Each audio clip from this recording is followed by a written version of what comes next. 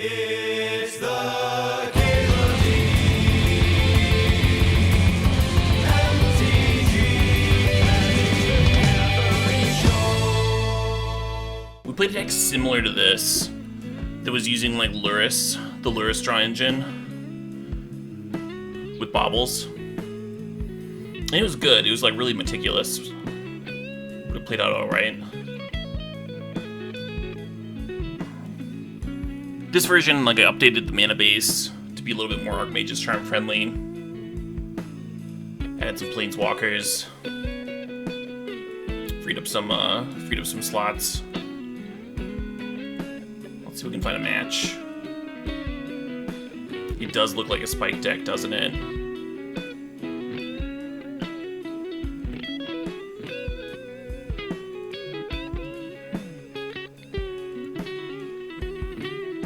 Yeah, I believe this deck got the most votes on my Patreon to play today.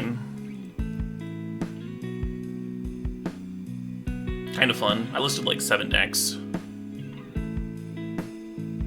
Let people decide. Hey, Ethan Dilt thinks the sub thinks the 3 months. Oh shit, what up? Beezus doesn't use the money. Doesn't need the money? Yeah. If you have Prime already, you might as well use it, right? Or Amazon just gets to keep your $5.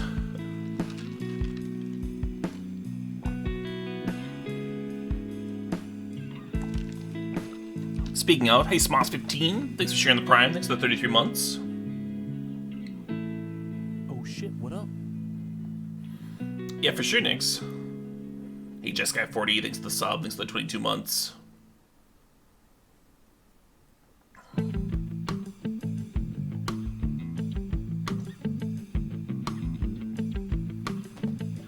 You haven't? It's pretty easy to forget, yeah. I've forgotten before. Hey, Zyphon.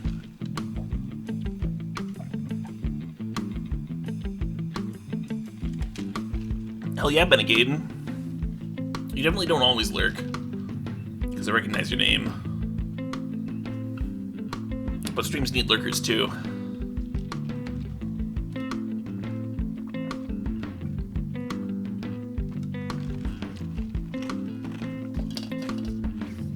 Man, I slept like shit last night. Why either? Like, I slept really well for a few days in a row. And then today I just woke up and felt like I'd been hit by a truck or something. Maybe it's because it's garbage day. Maybe the garbage trucks like woke me up, but I just don't remember.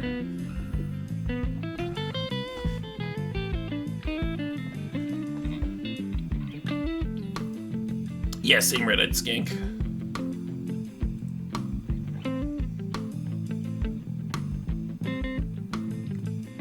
I also wish Force of Negation was a lot more affordable.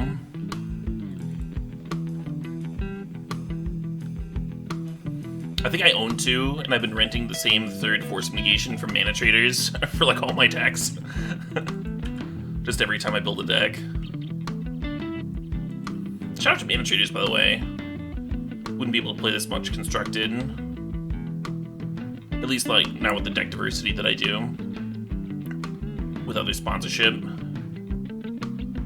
There's, of course, a link to them in the stream description if you want to go check them out.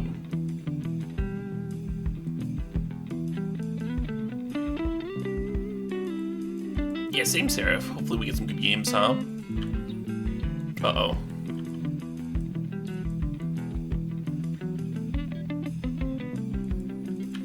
The Titan deck, huh? Nice. Kind of spells a great draw here.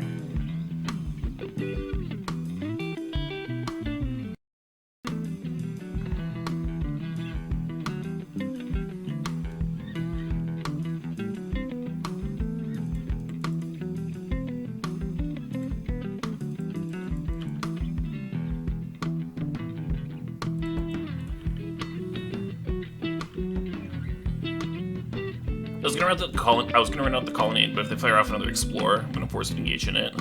Yeah.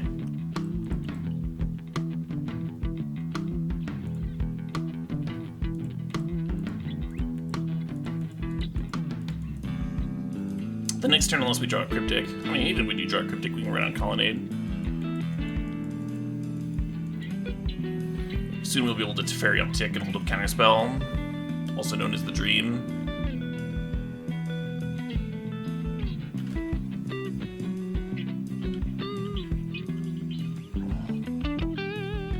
Hell yeah, Ryan.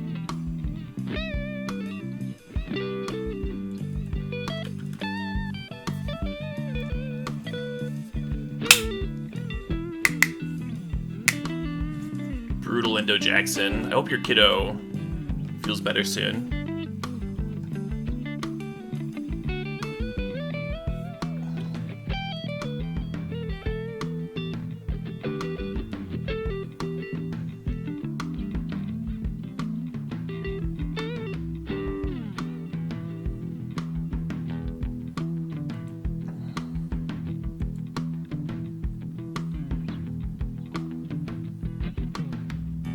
How do we feel about Dryad? I think we'll let Dryad resolve. Oh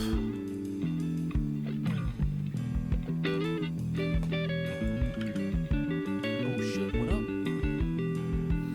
And I want to play explosives on one and pop it, but instead what I'm going to do is play this Jace. Or not Jace. You know, the other one.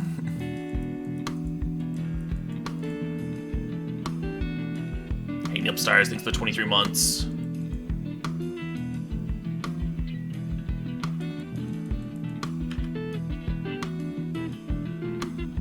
Yeah, better Jace, exactly.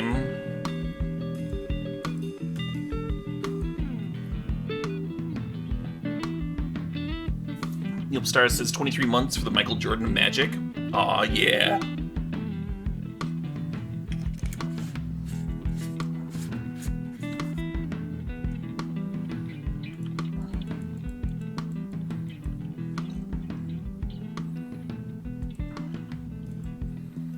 Oh shit, what up? Hey, Ryan K25, thanks for the sub, thanks for the 6 months. Yeah, halfway there. Halfway to a year. That's a big deal.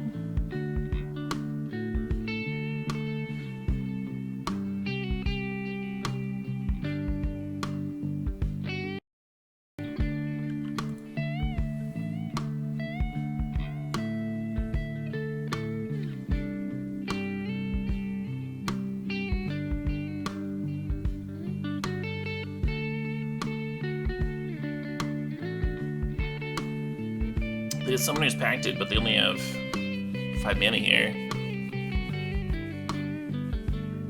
So is Time Walking themselves next turn? Oh no, here they go. They get the extra land from Dryad.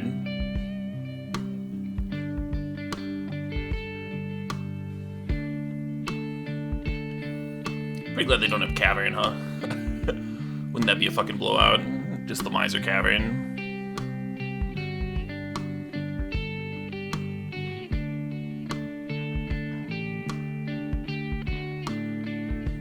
They'll just play Redundant Dryad. Sure.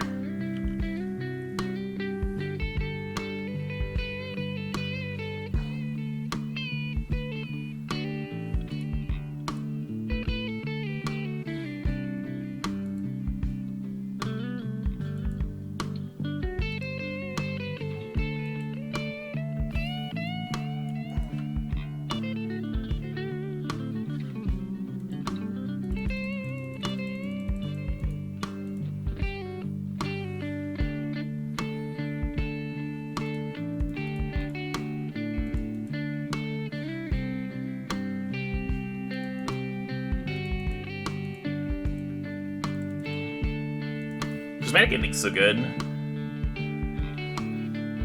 now they have nothing. And we still have Counterspell up. Teferi Counterspell is actually filthy. And now they pay 4. Oh shit, what up? Do we want to Vindicate this Gruul Turf?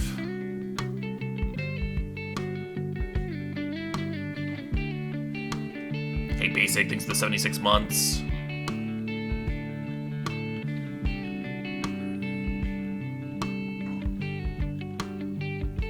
Seems good. I agree. Oh, we have Snap Vindicate too. If we want to keep the LD rolling.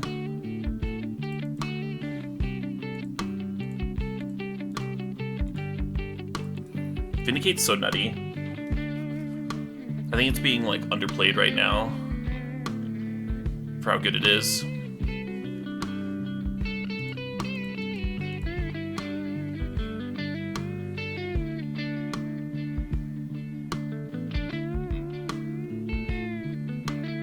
Things are great, Silver Jag.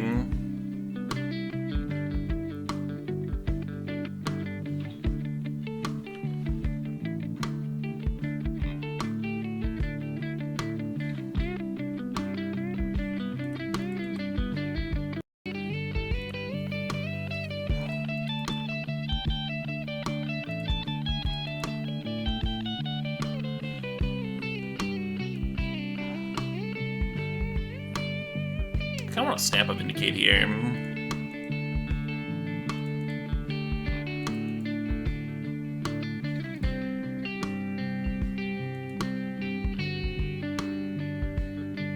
Oh shit, what up? Oh shit, what up? Hey, old man Jables. Thanks to the sub, thanks to the 37 months.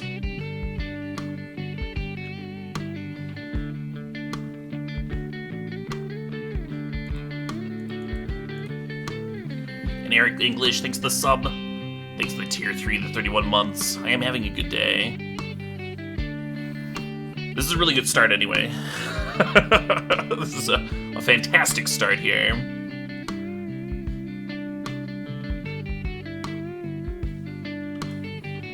What's it that makes me want to Vindicate the Turf? Well, we know that they have a Primeval Titan in hand.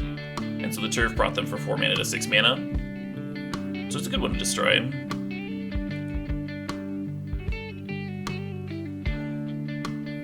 Would you prefer I Vindicated a plant token? Oh shit, what up? Oh shit, what up? Hey, where's the mill? Thanks to the sub, thanks to the 26 months there.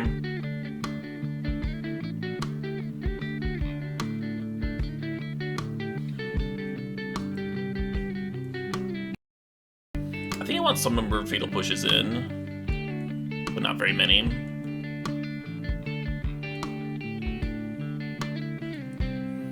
Actually, wouldn't mind another prismatic ending. I kind of want to bring in Disenchant. If they're playing Urza Saga, then Disenchant is really, really good. Because it doesn't just hit Amulet, right? It also hits the Saga itself. I wonder if Urza Saga is a reason to play another Explosives. We could bring in another Sweeper too if we wanted. It does hit Dryad, yeah, you're right. But he wants Surgicals. I kind of do. We can strip like either Valakuts or Primeval Titans.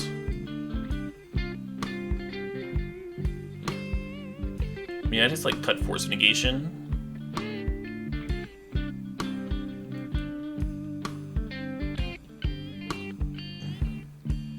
And then I still need to cut here. And then Dam and Explosives are also considerations for ads. You wanna play 3 mana Teferi for Veil of Summer? Yeah, I mean, that's valid. I figure we just, like, have enough shit. They're probably okay against Veil. Oh shit, what up? Hey, Jalen Gaming, thanks for the 22 months. Cut Opt, that's an option. I was thinking about cutting Jace. Just run it like this. Do they play a lot of Veils? They don't play a lot of Veils. They play like a couple, I think. I could be wrong.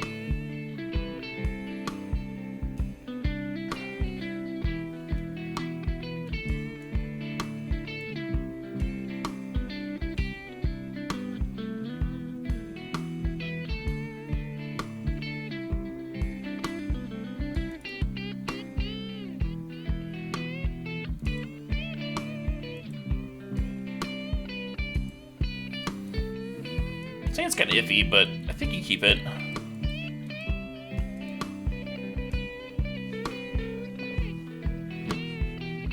Uh-oh.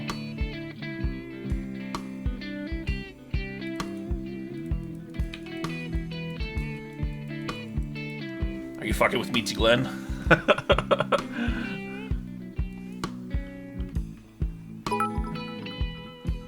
Hey, Schmitzels. Thanks for the 2,000 bits. Well, cheers to that.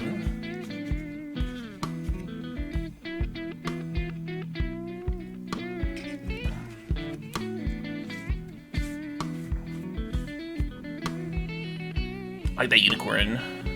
I like that unicorn animated emote too.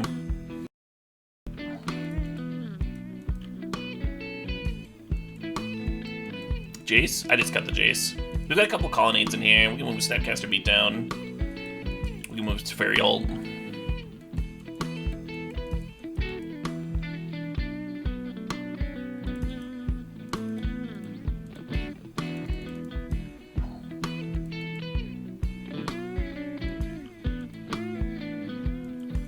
Prismatic Ending is so good.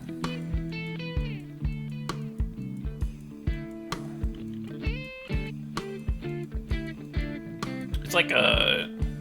Yeah, what Basic said. Thanks, Basic.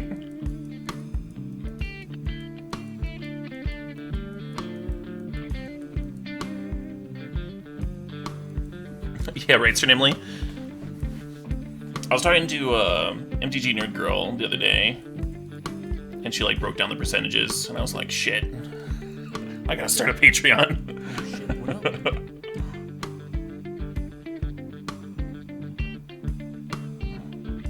I'm actually gonna wait one turn on this Thoughtseize. Hey, Arguably Puff, thanks for the 20 months.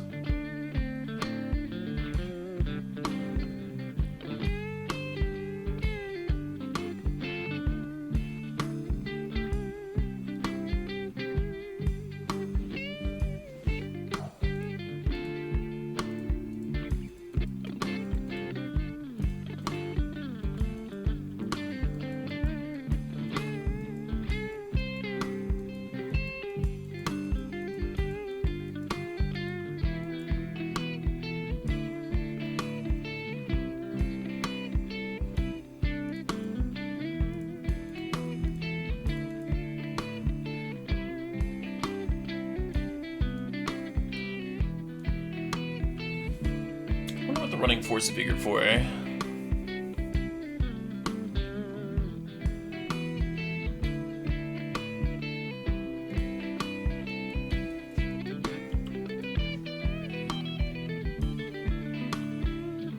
really excited for both of those as well, TL Jones. It's not a movie, but I'm also excited for the Sandman adaptation. Not 100% when it comes out.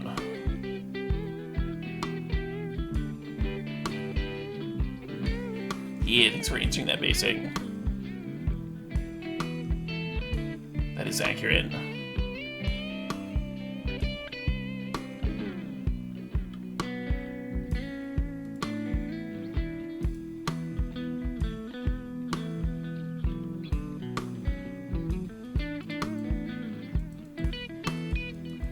I'm gonna chill on my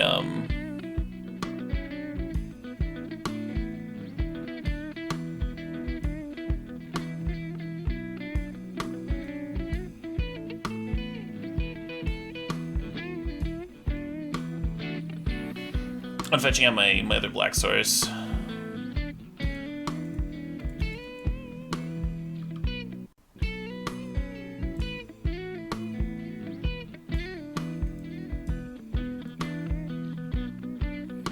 Put it on top.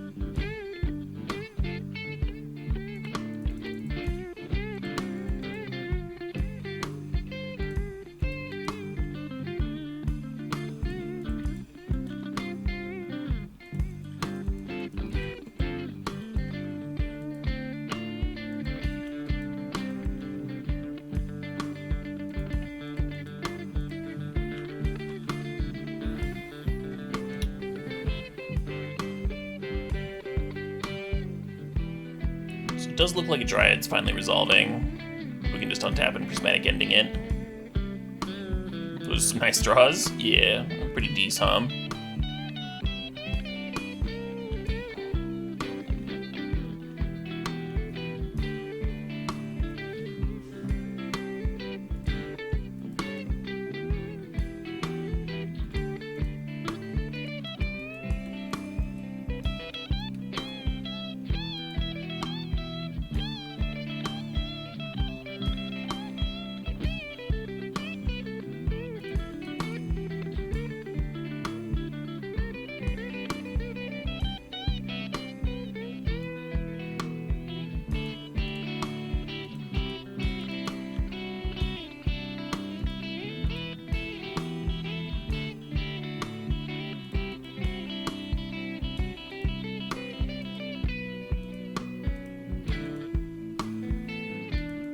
You should just be killing the Dryad with the Prismatic Ending.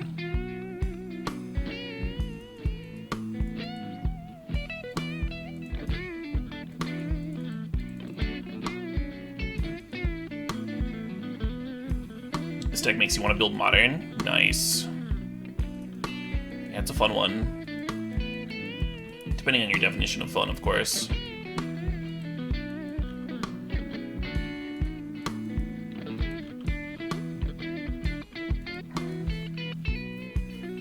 Vindicate played in Legacy? Sometimes, but it's kind of rare. You have to be in a very specific color combination to want to play Vindicate.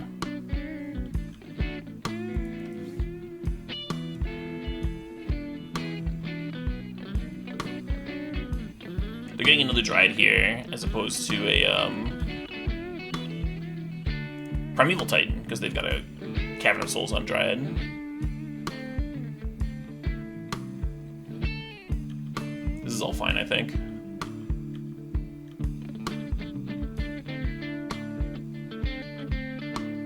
Yeah, the benefit of Vindicate is that it can hit lands, but Council's Judgment can hit, like, random shit like Batterskull and...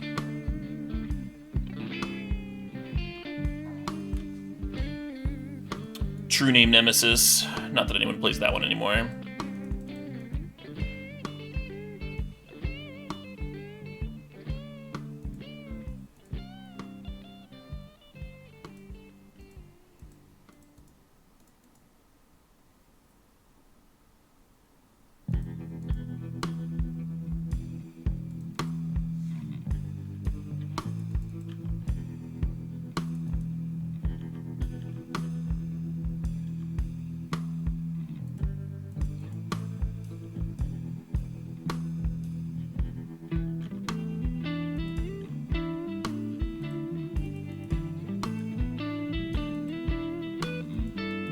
True Name is not modern legal, no.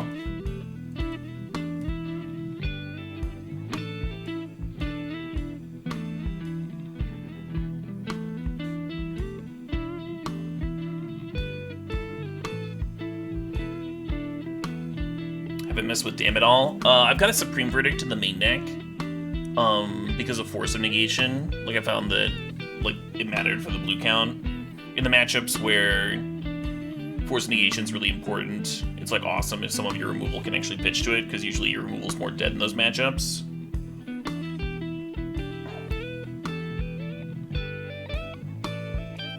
And then, Oh shit, what up?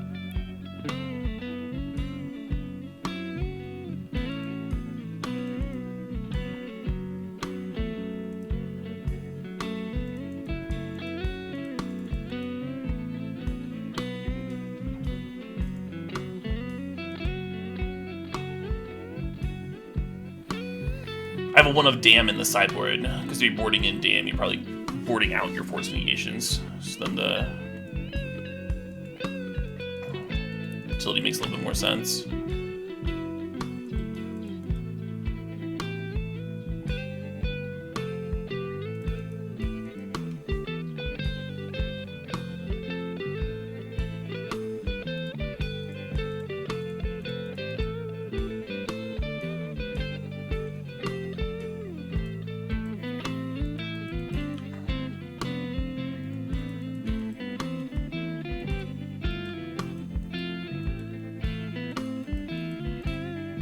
Pretty sure we got this one locked up.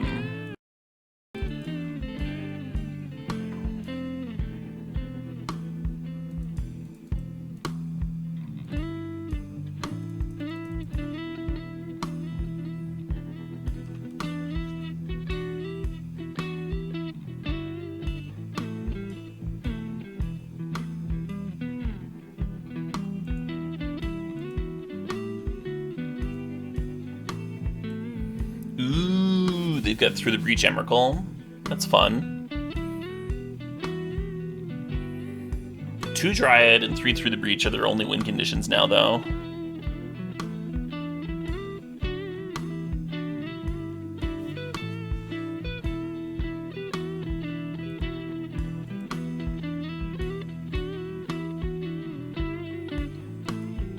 I kind of wonder what they brought in Force of Vigor for him.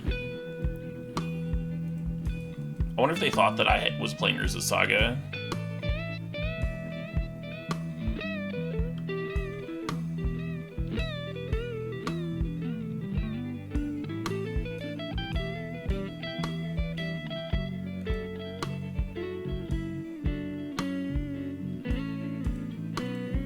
Maybe Teferi in the main. I don't really have enough space with Quad Vindicate.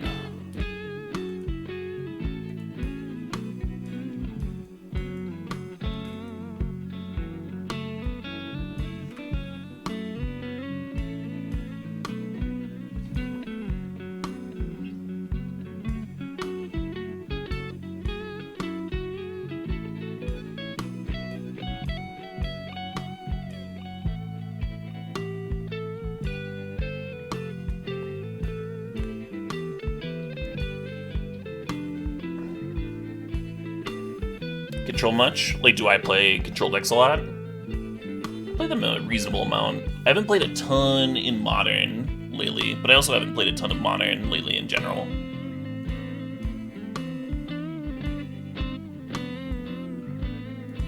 That match was fun, though. Yeah, right, hyperbolic.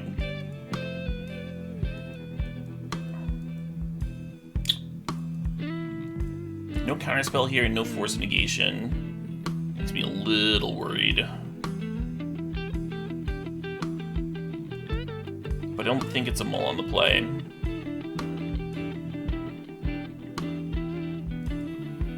I've been really enjoying it, Sharkfist. A lot of archetypes got revitalized. There's still a lot to explore about the format.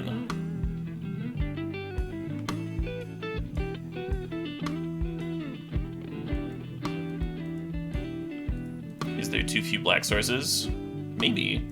We don't have heavy black requirements, right? We've got 4 Fatal Pushes and 4 Vindicates. And then, like, sometimes you need black mana for Prismatic Ending. But ideally, you only need, like, 1 black source for the whole game. I do feel a little weird not having a basic swamp in here, in case your opponent is like Field of Ruining your stuff. But we've got some very blue heavy cards like Archmage's Charm and Counterspell.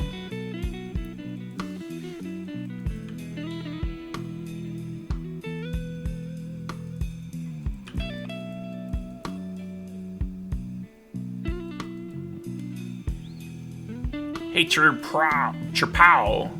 Thanks for the match. I appreciate it. Oh shit, what up? Hey, the Nugget FTW, thanks for the sub, thanks for the 25 months. Oh, you were worried about Damping Sphere. That's why you brought in Force. Yeah, I was curious about that. Thanks for coming in here and confirming.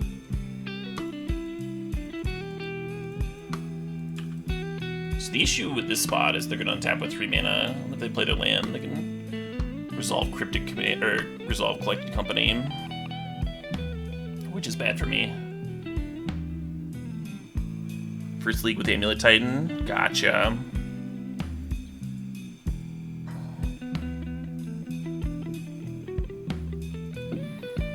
Yeah, I don't think most blue-white X control decks board Damping Sphere. If you saw it in Game 2, bringing in answers in Game 3 might make sense. But you can also just, like, play your lands.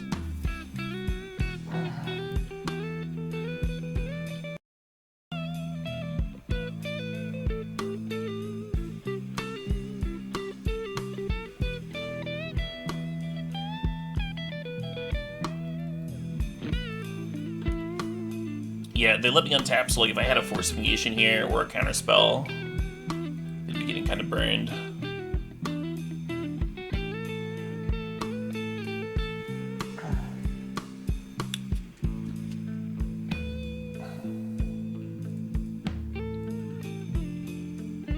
Fog on. Do we tap them on their upkeep?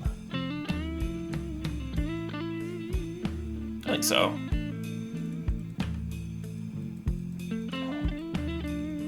You like that to play around Forest? It doesn't play around Forest though, because we had 3 mana. I would have been delighted to hardcast my Force of Negation instead of pitch casting it.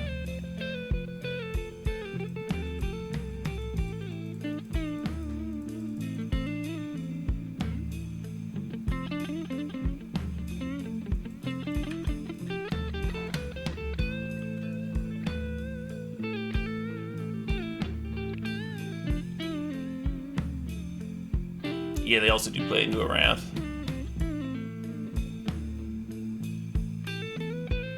If that matters. Maybe it doesn't. I don't have a ton of sweepers in here.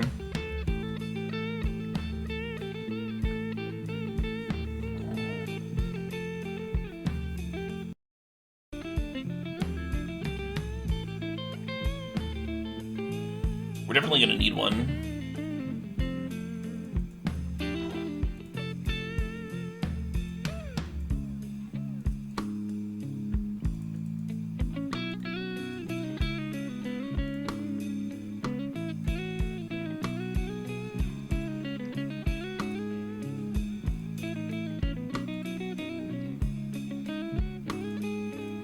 Getting this Archroot off the board makes sense,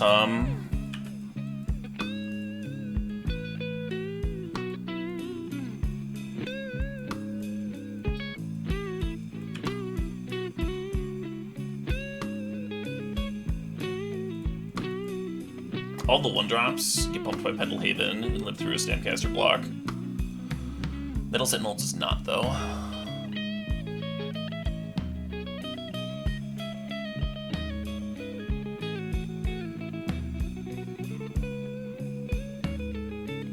Now, do we want to snap Cryptic, or do we just want a Teferi draw?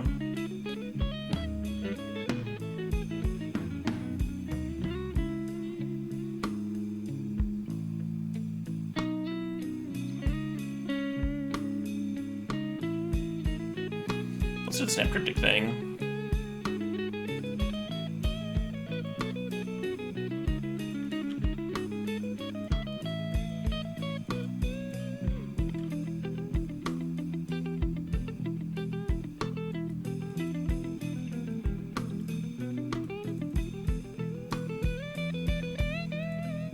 You like Teferi here? I mean, the Teferi does just die. It's like 5 mana, draw a card, and Teferi dies. Whereas if we can cantrip into a sweeper or more removal or something, maybe we can protect it.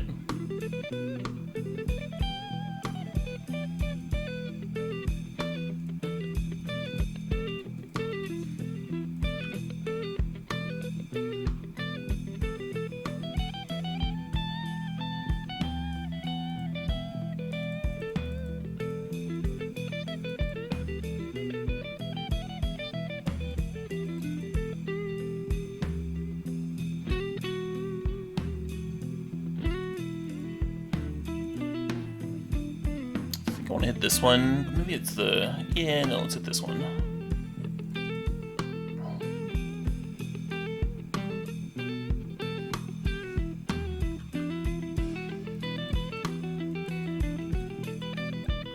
Is this a damn matchup? Yeah, yeah, we're going to be boarding in our sweepers for sure.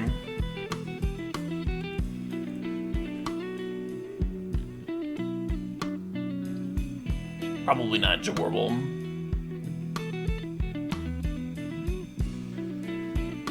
Whoa.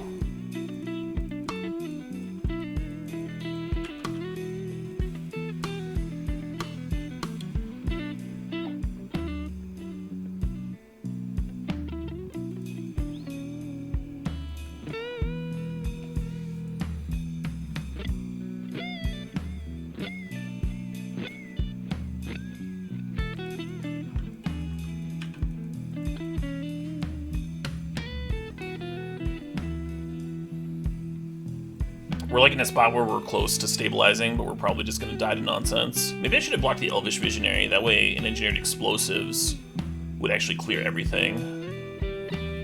Yeah, that would have been better. Instead of trading with Llanowar Elves there. Should have been thinking about explosives. They didn't pump with Pendelhaven. Interesting. Maybe they just forgot.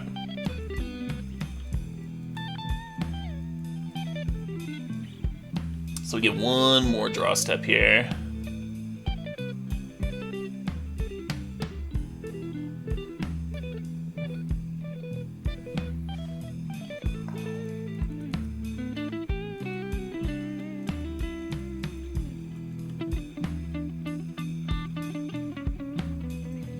I don't think that's good reasoning gives you, holding the Pendelhaven to play around something because the Pendelhaven doesn't technically increase the clock.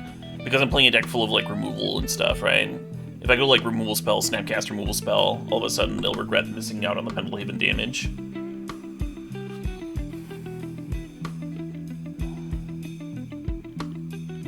Yeah, I think they just forgot. Alright, off the top, let's go.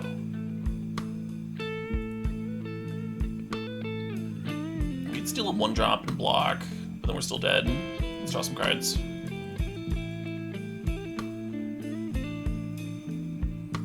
Interesting.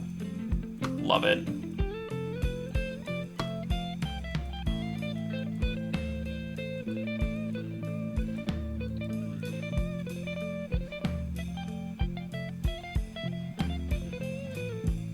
Yeah, it's good.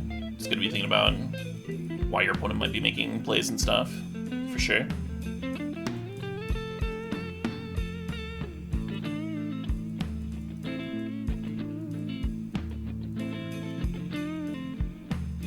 Possible I'm just supposed to be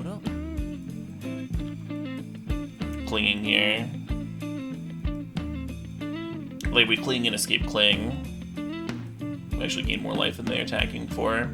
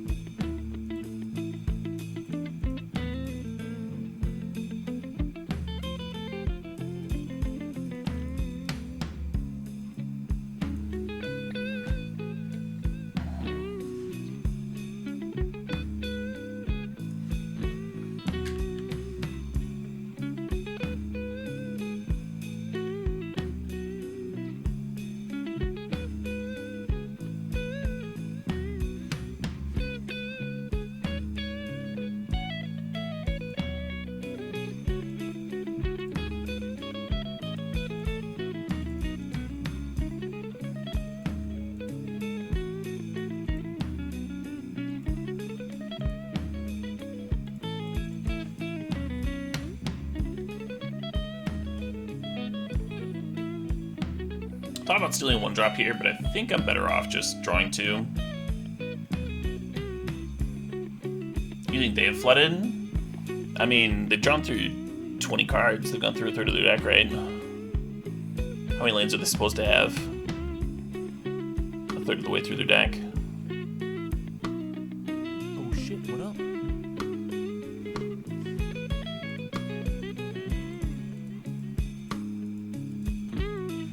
Hey, Magic Card thinks the sub thinks the 30 months.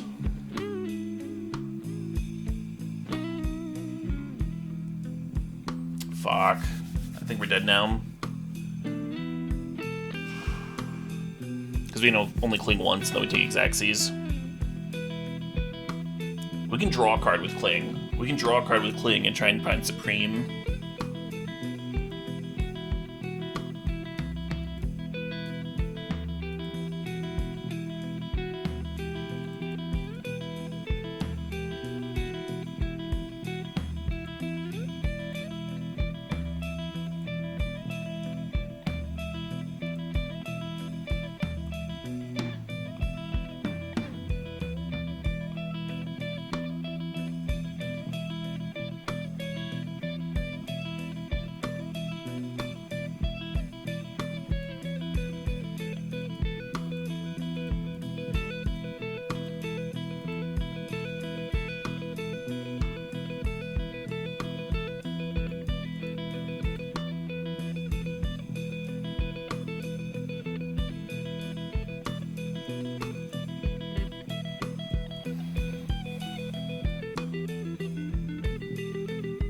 almost like Teferi against them. And I like Kai's Guile a lot better than Vindicate in this matchup.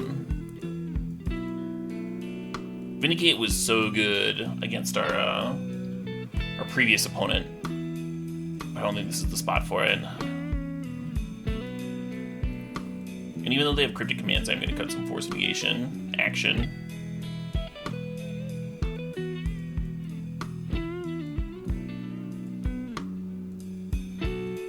This looks good. So we've doubled our amount of sweepers. We've added life gain.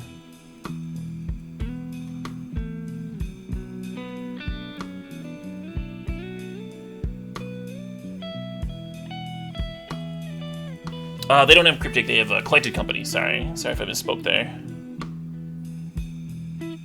Force Negation would be like the one reason to leave in. Collected Company would be the one reason to leave in Force Negation, right? But I don't think it's a good enough reason. I think it's a fine reason to have Teferi, though.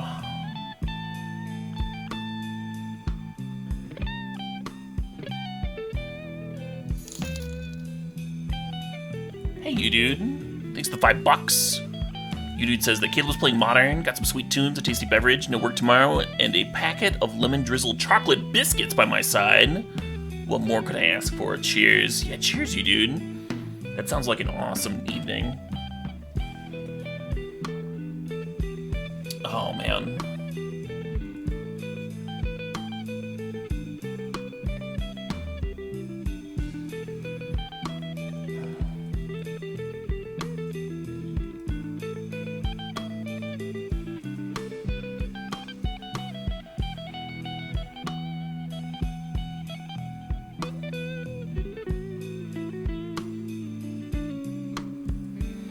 I think it's still dead on board, Via Girl.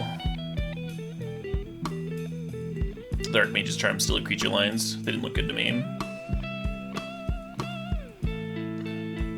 Do I have a favorite mixed drink? If I'm at a bar or something, I'll just get a Sprite and Hendrix a lot. When I'm mixing my own drinks at home, I'll mix a Gunpowder Irish Gin with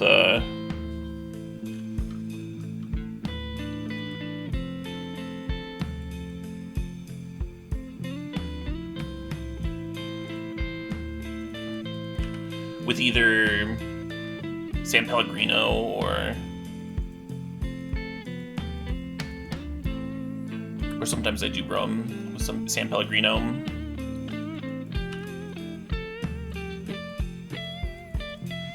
And then depending on my mood and the time of day and stuff, sometimes I'll mix in like a citrus soda with that as well.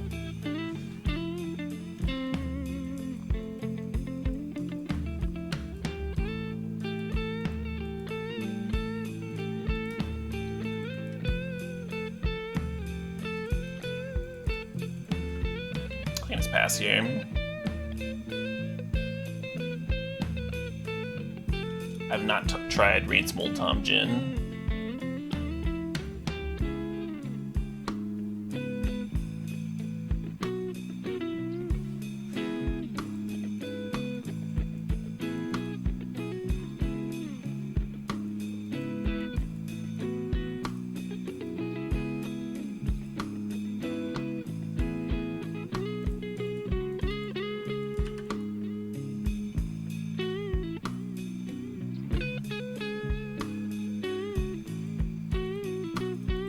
Do the Teferi bounce thing.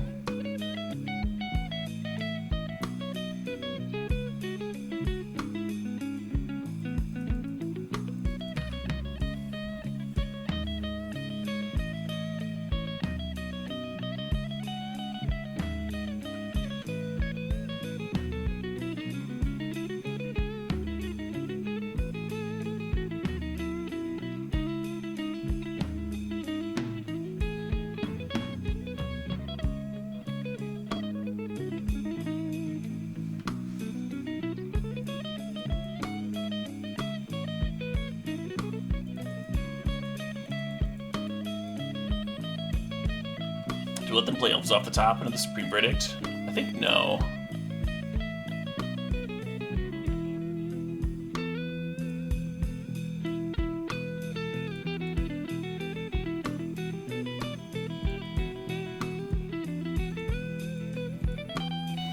just gonna do this.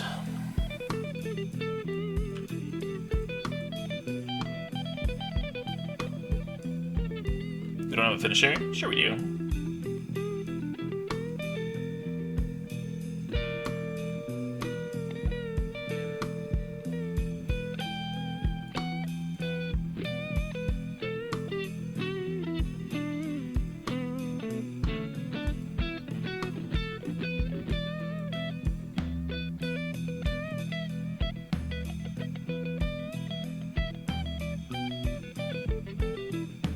Are they adding legacy cards to Modern? Some. Not a ton.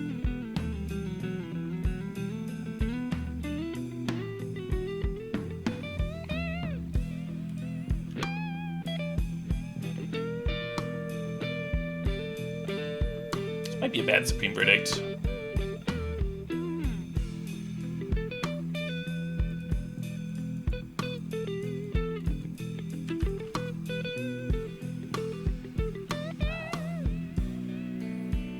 I guess we can, like, counter a Coco.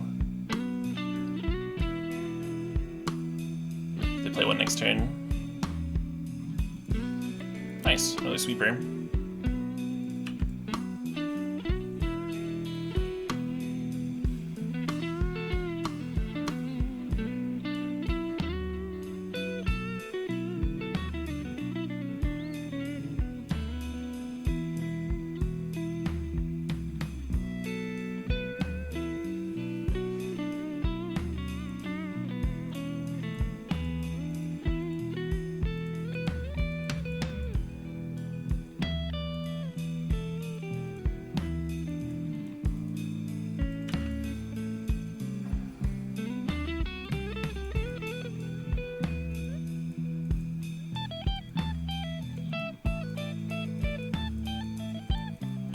This might be needlessly aggressive on my part, but it's a 5-turn clock.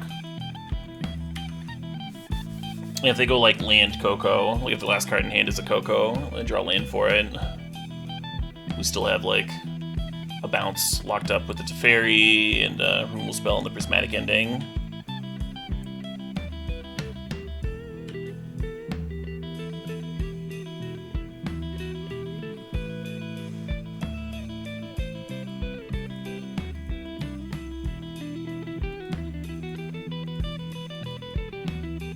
Let's actually just EE hum. I think that's better.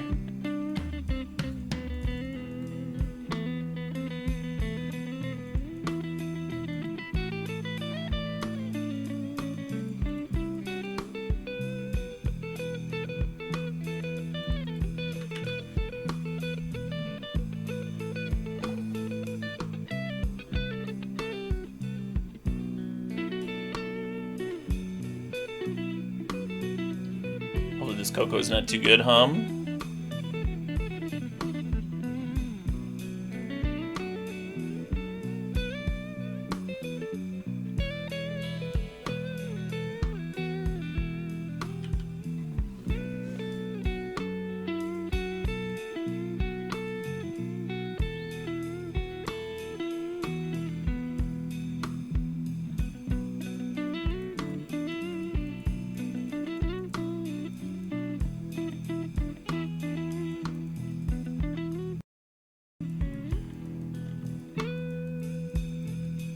And again, this attack might be needlessly aggressive. I could just be holding up the Archmage's Charm.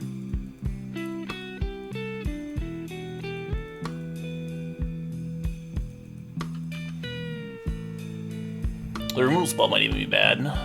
Like now we don't have an answer to a Lord effect or a War Master or whatever. I could have just let the Teferi die, hum.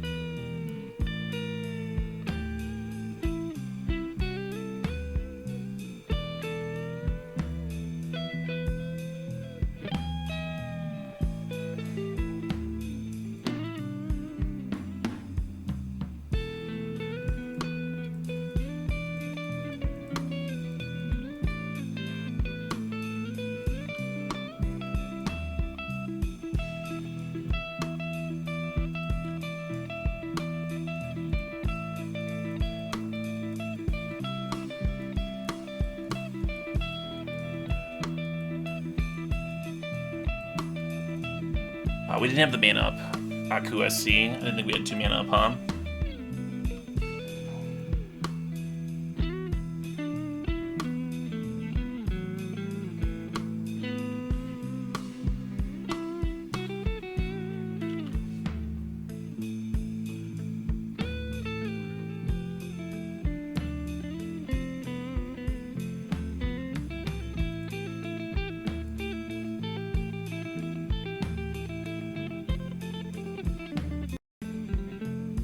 Very down.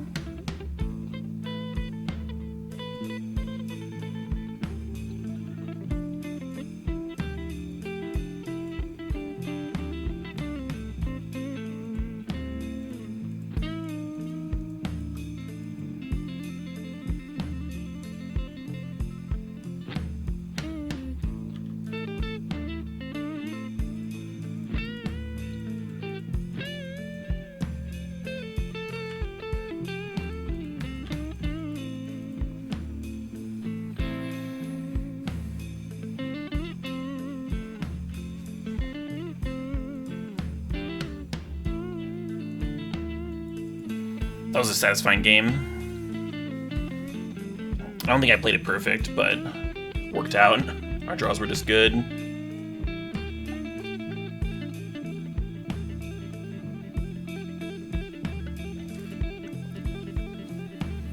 Interesting. Yeah, interesting game. How highly to value the 3-mana Teferi. How long to wait on our sweepers versus spot removal and stuff. There's some interesting decisions.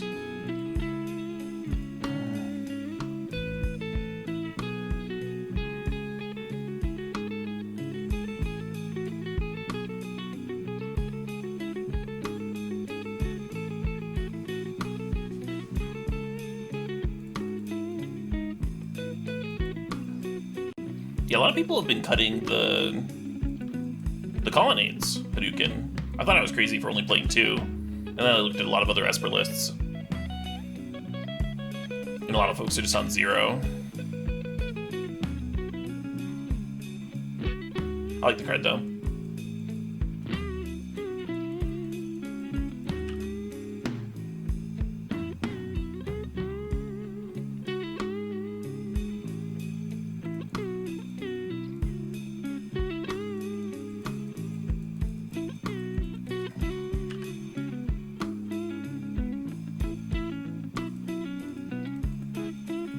Not the draw from them I was hoping to see.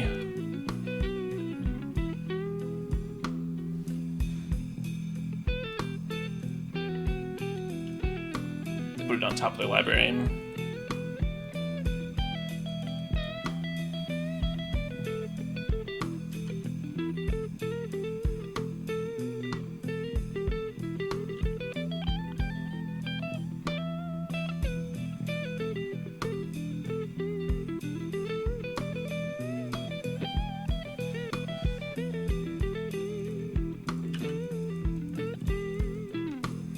I think Grist is a sideboard, like a one-of in their sideboard, to be a Planeswalker to help grind against control decks. That's also a hit for Coco, right?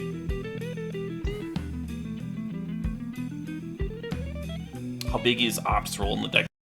Well, it's a blue card to pitch to force negation, and then it's also not just something to smooth out early game land draws, but it's also a cantrip for Snapcaster. So a lot of times you want to like flash in a Snapcaster and like block something. And you don't want to just like have a valueless Snapcaster with a graveyard that's only full of counter spells in that case. You want to have like some number of Opt.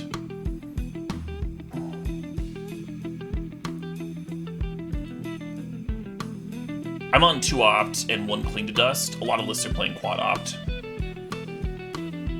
I think Clean to Dust is a great main deck card though. Like sometimes the repeated life gain just wins.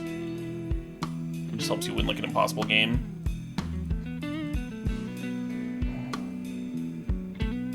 I've not tried building around Grist, no. How important is it that I use this specific art for Opt? Well, I mean, it's the best art.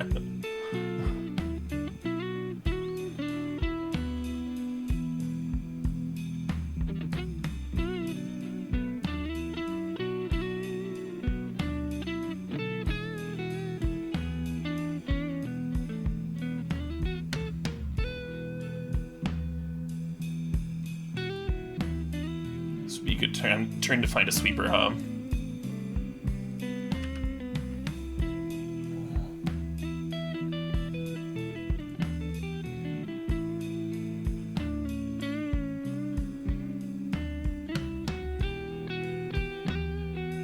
Archdruid's a bigger deal than the Realm Walker, right? I think it is.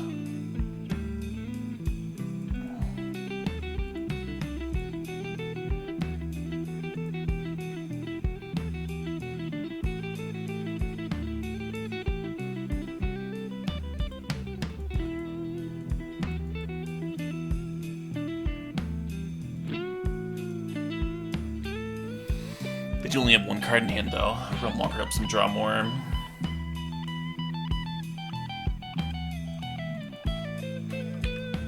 Hopefully I don't just lose to the top of the deck now.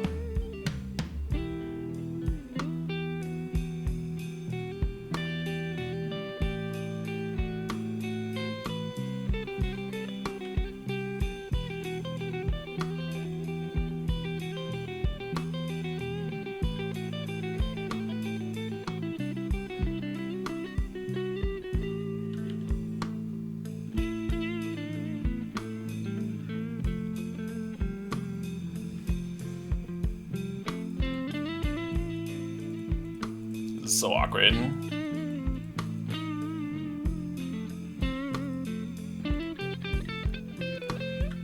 There are some Siege Rhinos in the junk deck, yeah.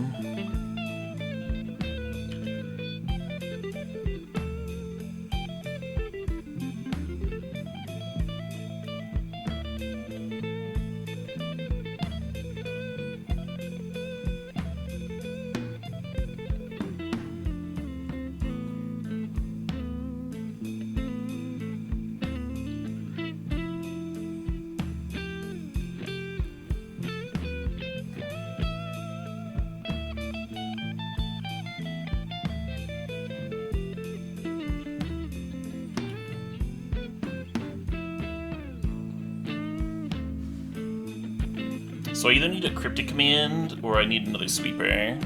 So I'm going to Cling, exile the land, and draw a card here.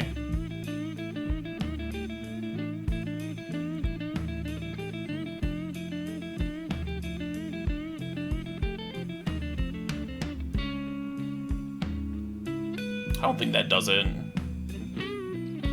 Gain 4 life. Make a 1/1 and chump. We go up to 8. Yeah, we're just dead. This would be a really good card post Sweeper. Oh well.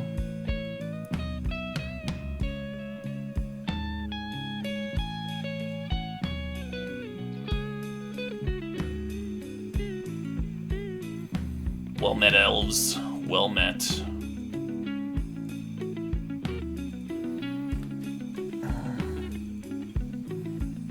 Yeah, that matchup certainly could have used like one more Sweeper, going up to the third one somewhere.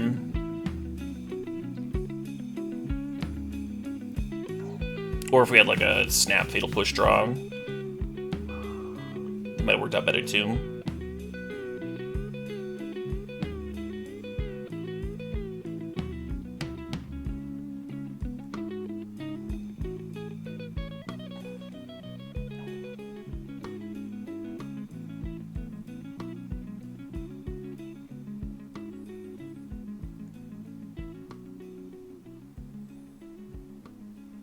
Certainly an argument for a second Dam in the sideboard over one of the Guiles, huh?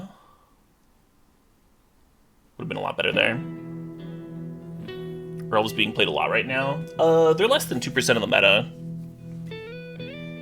But they're not, I mean... There's other decks that are like going wide that you want sweepers against.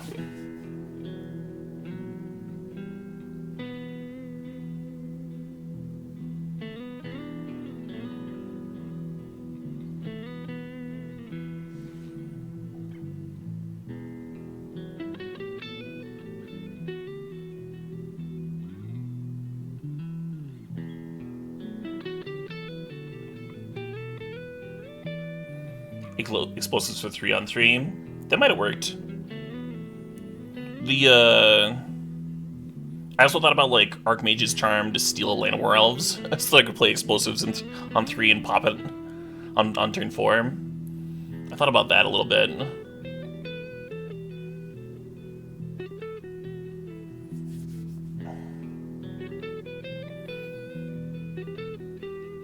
Might have gone better.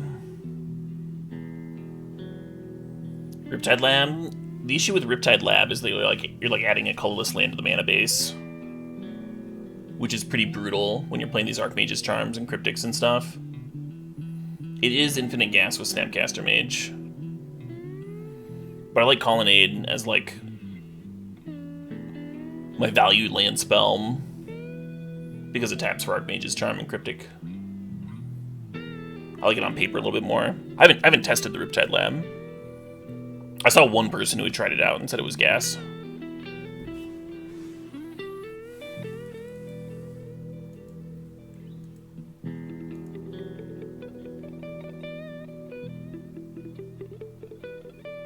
Play Venser, play Vendilion Click.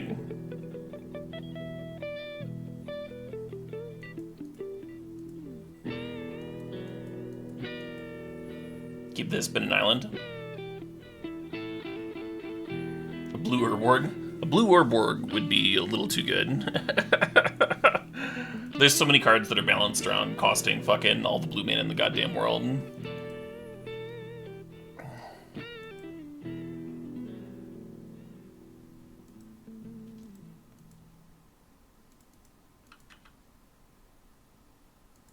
Nah, I'm good, Blue Spirit.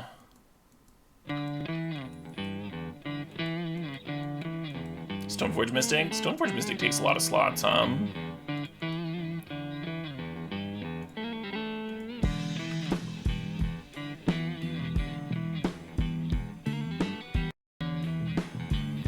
They're not doing one because of Boil? Okay.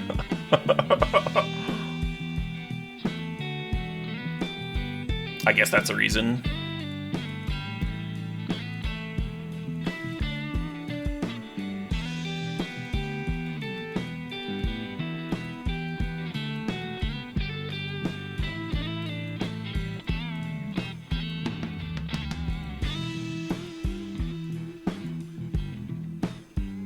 I want to Archmage's Charm into Dragon's Rage. How bad is that?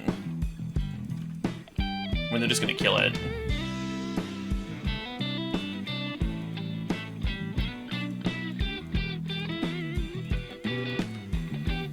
I think it's better in our deck than the Soulscar Mage would be, though. Would you get to untap with it? No.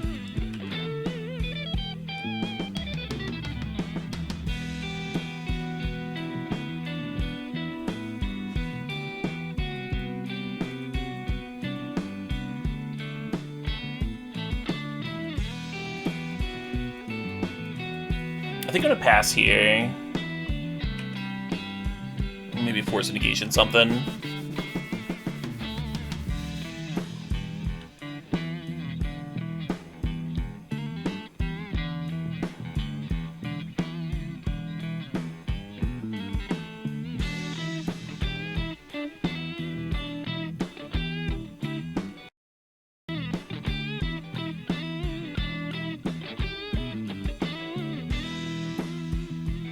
Sure, I could see that too, Hunter. The reason I was being dismissive was because I think the Boil reason is a little bit worse than the fact that it would just probably be way better than the other ones.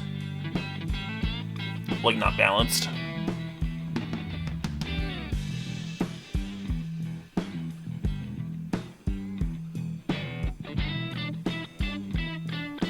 Like, I would just get to play 4 Field of Ruins in this deck.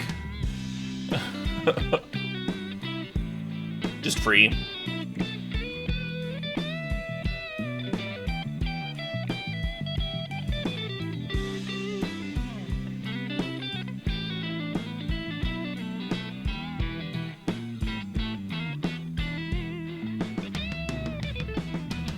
Yeah, it'd be pretty insane with Merfolk. All my fishies gained Island Walk. I think we'd see a lot more play than that, though.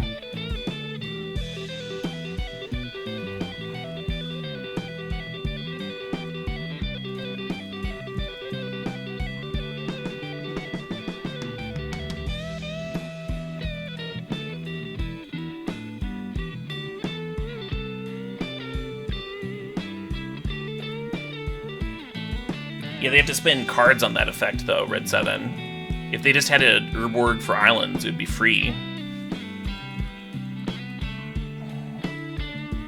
Just the fucking freest.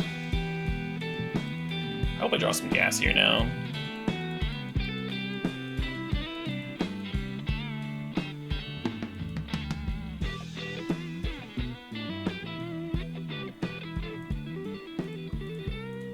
I would love to counter anything at all.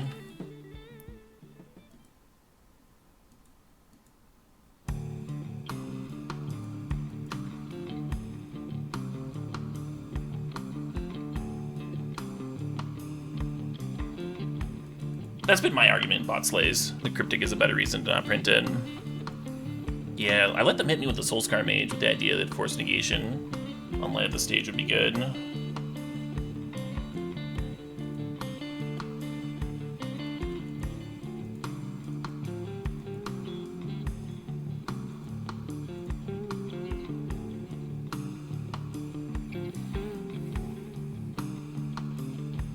Cryptic tap draw keeps the light of this light of the stage stranded. So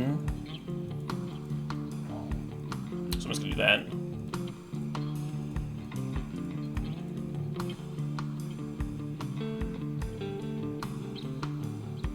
Nice.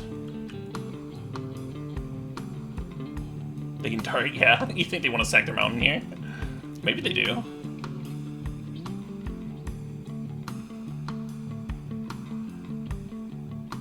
Light of the stage probably finds them another one anyway. No, they are darting. Oh, they're darting Snapcaster.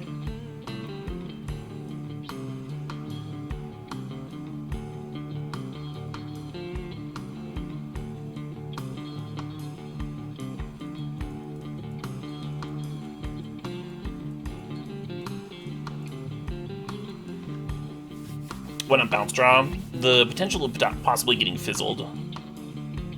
The main reason. Unlikely as that may be.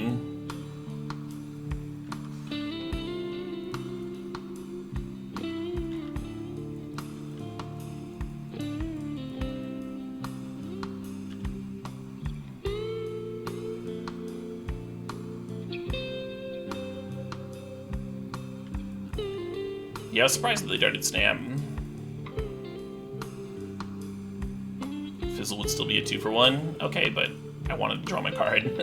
I don't care if it's a 2-for-1. I want to draw my card. I want to find an engineered explosives or some shit.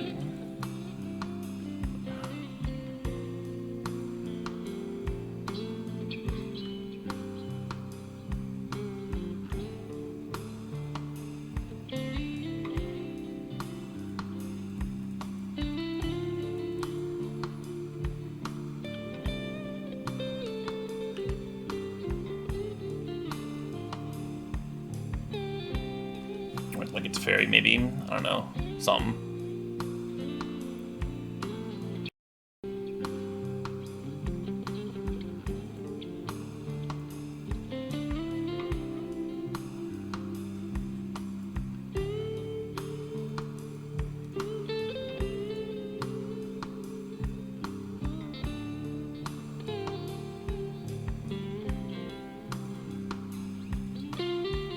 Maybe should have fetched another black source at some point.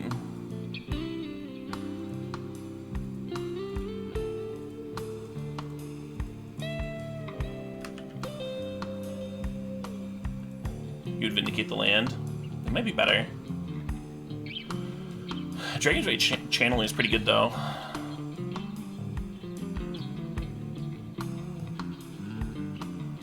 The Surveil one. Let's pop off.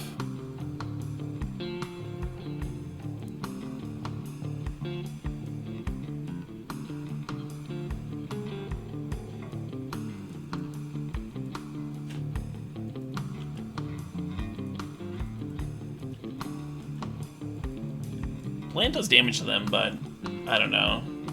Not letting them play Magic is maybe better. If you Vindicate the land and they just draw another one, then you'd be real dumb.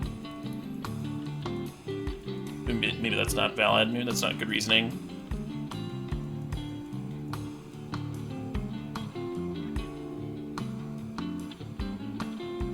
No, my Snapplecaster.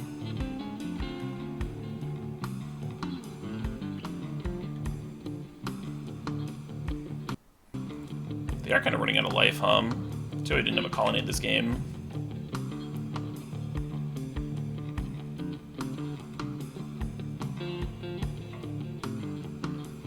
I think I'm gonna snap back the Archmage's Charm.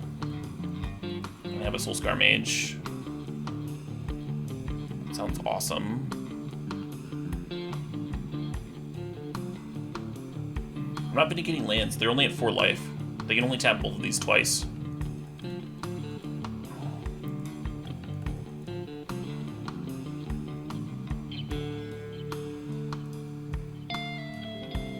Just drained him. Just drained him out.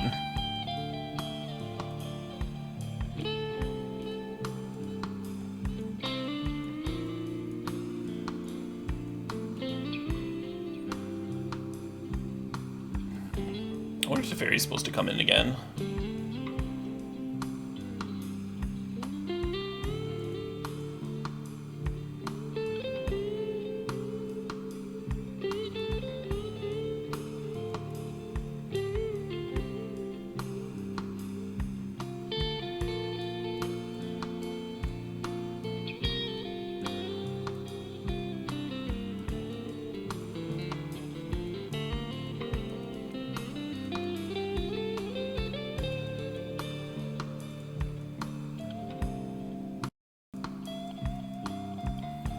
Maybe Vindicate's better than Cryptic.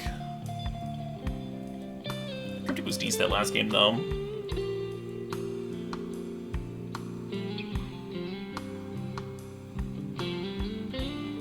Vindicate comes out mostly because we're bringing in Kai's Guiles. They're filling like the same spot on the curve.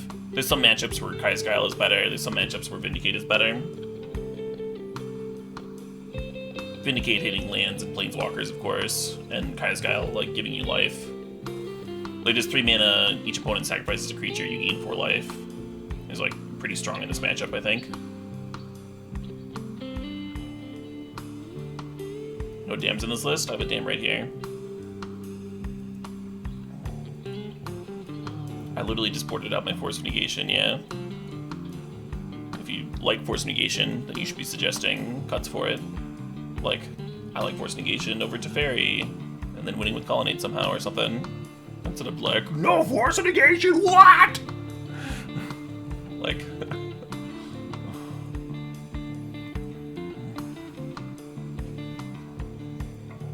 make an actual formed opinion instead of just spamming rage into the internet. I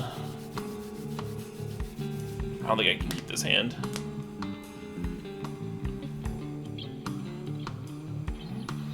The Flooded Strand gets Watery Grave, but it's like unlikely that we can cast Dam on 2. Kai's Guile on 3 is really nice, but we are on the draw. I think we want to have like a 1-mana removal spell or something.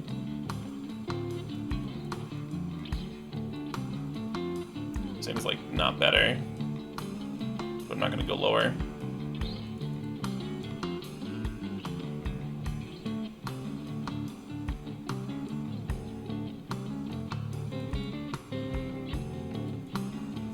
Yeah, basically the same hand.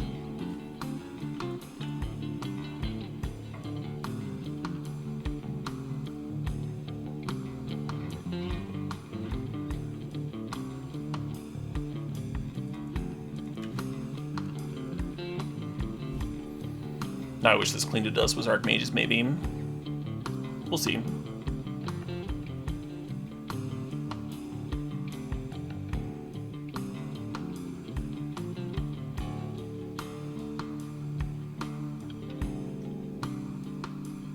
Yeah, the line worked out too, Voya Girl. You're probably right.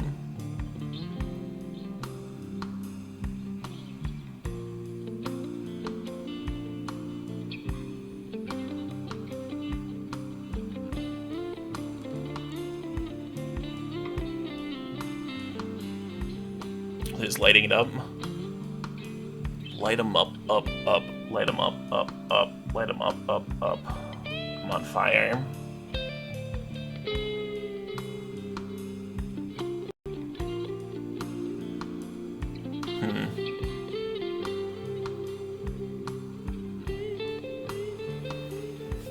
So we could bolt ourselves here and get a Watery Grave, and then cling to dust, and try and find a counterspell for the Blood Moon. Or we could be fetching a basic island. I think we're gonna lose the game if the Blood Moon resolves, though. And we don't have a fetch for a white source here. Yeah, let's do the cling thing.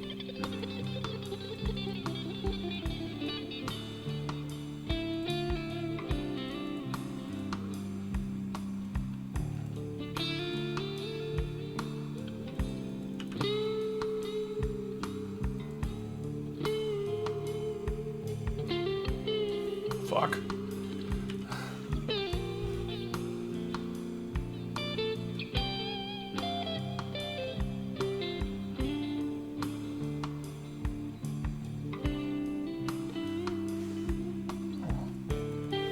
No glyph, and I think wanting to avoid ads is a super good reason to continue like your normal sub on Twitch.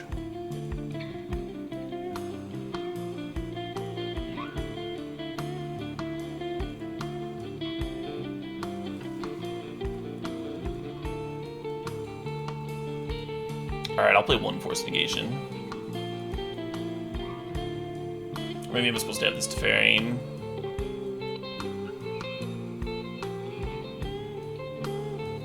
We have Aether Gust in the deck. Maybe it was a premature scoop on my part. I wasn't thinking about potentially top taking Gust. There's no way we were going to get to be like Cryptic Bounce with the draw that we had.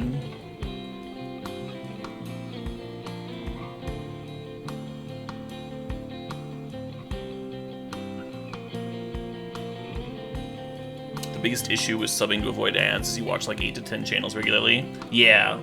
I broke down and I got Twitch Turbo for that reason. Like when I'm flicking between channels, I don't want to have to watch the same fucking intro ad a billion times. I want to like check out a bunch of people in an efficient time frame. So even though I like sub to folks too,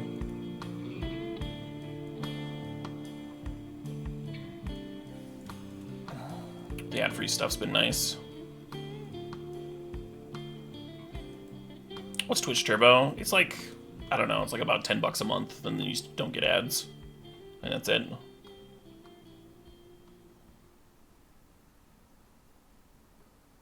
Right, corn chips? It's worth it if you spend enough time. I mean, that's the same reasoning that I pay for like Hulu Premium or whatever. It's like, well, I watch this shit enough. Is this worth it for my time? To give them the $5 or whatever the fuck it is. Not have to watch ads. I want to play Negation.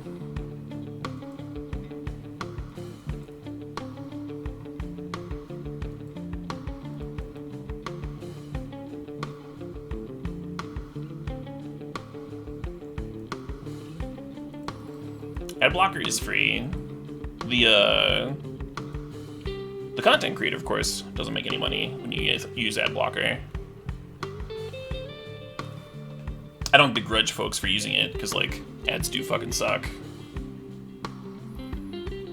I stole the professor's idea for a $1 tier on my Patreon for the ad blocker guilt.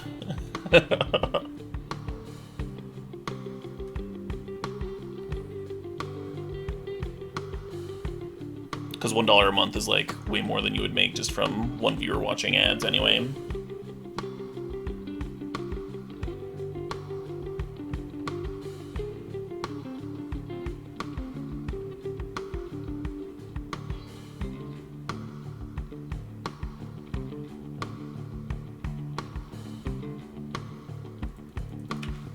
I just want to Fatal Push this Swift Spirit, but I should probably be counterspelling something here. And then next turn I can push plus C-Spell.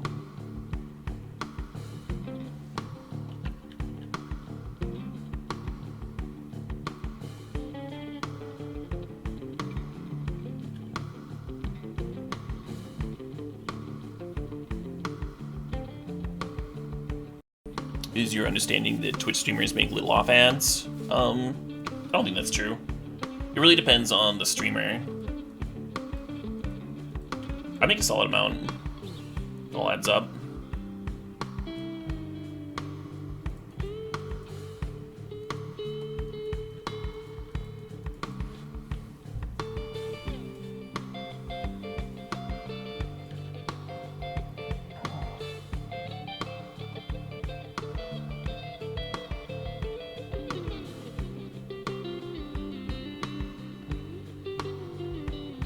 Thanks, Chris One.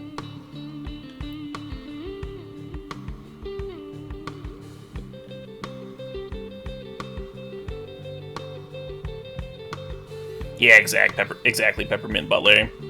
Huge streamers like get like a huge amount of money from their ads because there's so many people watching, whereas smaller streamers make almost nothing from ads. I'm in the middle, so like ads certainly matter to me, but most of my income is still from subs and donations and such.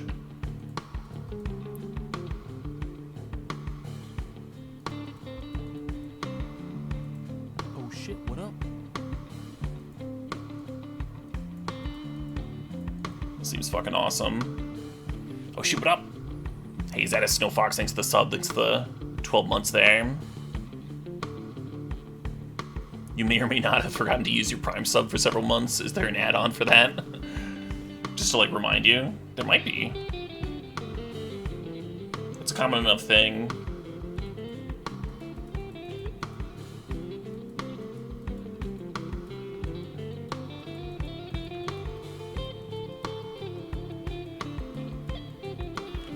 I'm the largest streamer you watch. What up? Well, I'm large for a Magic streamer, but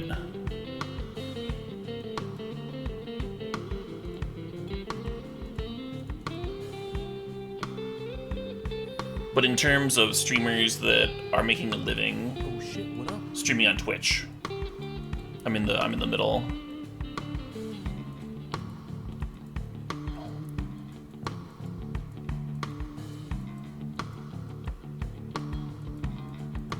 Hey, MTG Grandpa, thanks for the sub, thanks for sharing the Prime, and a Spaceman I Am, thanks for the 3 months. You got reminded by the other person's comment. Amazing.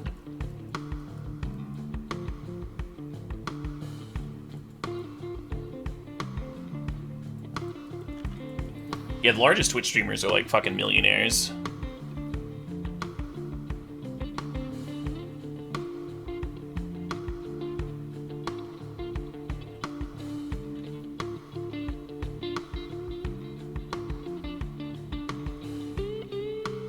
Oh shit, what up? Hey, Mop Top, thanks for the 23 months. Those 23-month decks, yeah.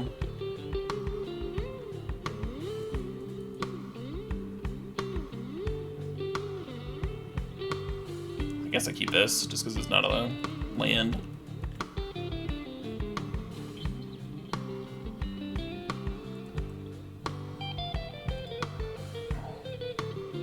Playing explosives on 3, and just not caring about Blood Moon is the line. I think I'm still gonna chill on it though.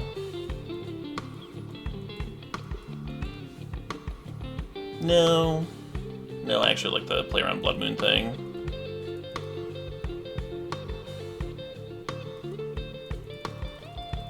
I hope I don't regret this. They like boarded Blood Moon out. I'm just wasting my explosives. I think if they had a 1-drop, they would have played it last turn though.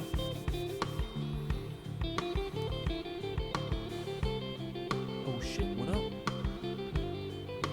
Hey, Genetic Marauder, thanks to the sub, thanks to the 4 months.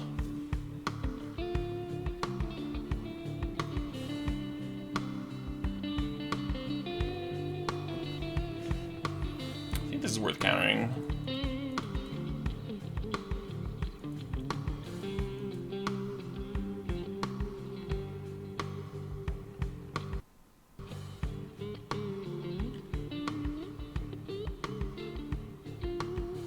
Getting their bird back.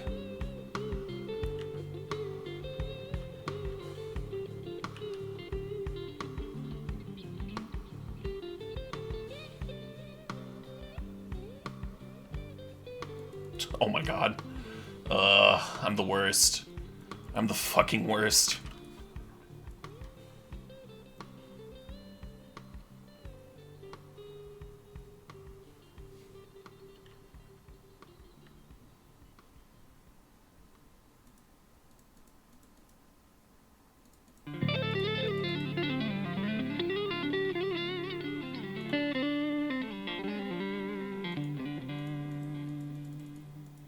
Esper Charm's a lot worse than Archmage Charm.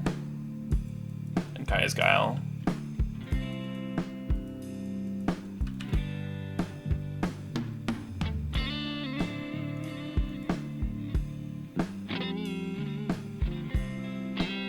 they use a bolt here to finish the colonnade, then it'll do one less spell they have. To bring back Arclight. Feeling pretty smart about my explosives now, huh? Holy shit, hum.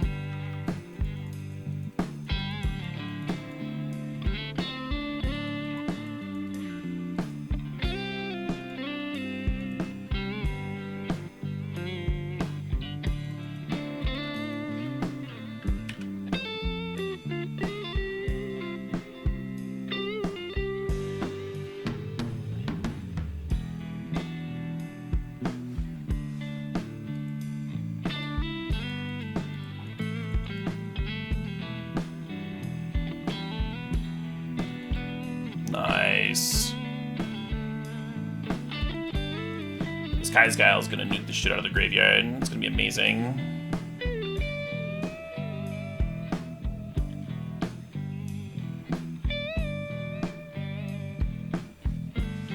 One's pretty flooded.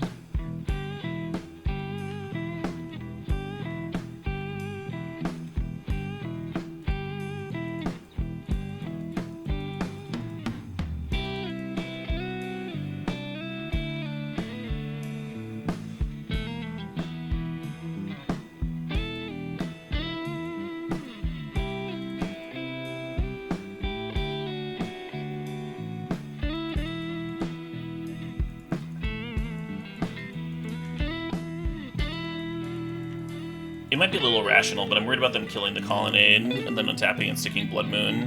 So I'm gonna wait until I have one more land before the colonnade starts getting in. Potentially needlessly conservative on my part.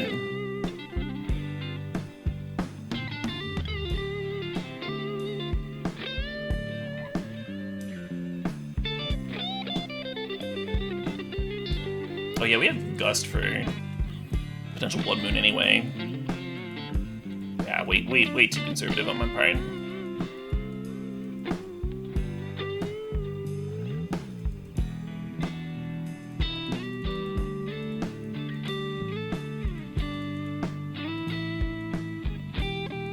We do have basic planes in here, yeah. We just haven't had a actual flooded strain to go get it. We just had Misty and Polluted Delta.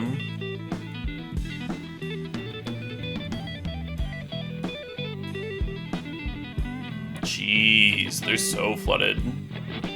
That's a lot of lands for red.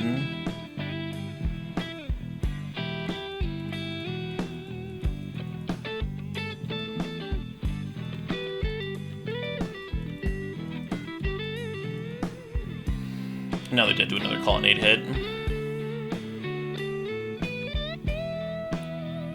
The games I've played so far made me really happy about colonnade.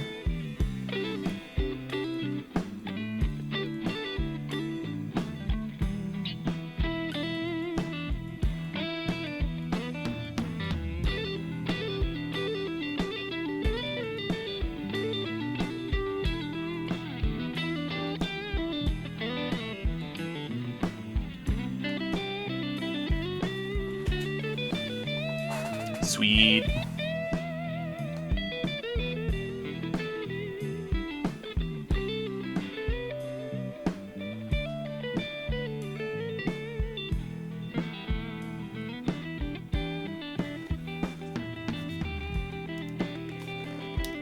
Classic Caleb pile. Yeah. Yeah.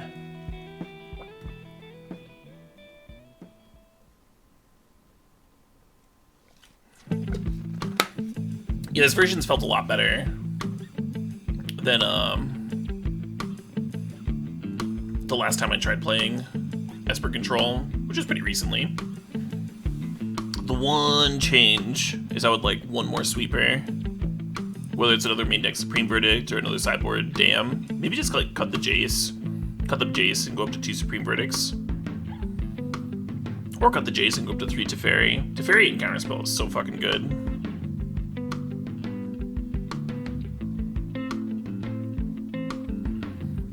I've been pretty happy with all the other numbers.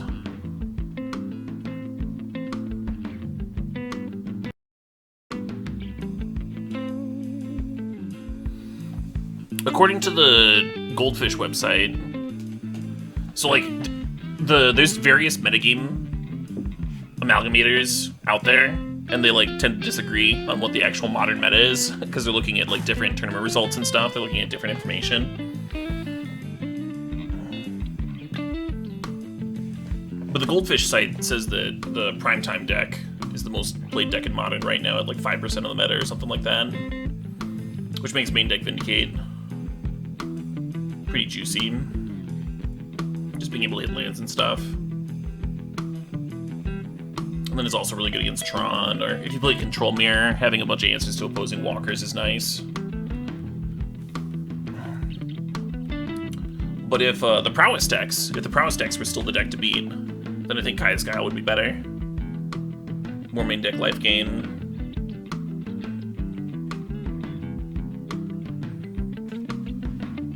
I might keep this hand, I'm not sure about it. I don't like mulliganing too aggressively on the play in an unknown matchup though.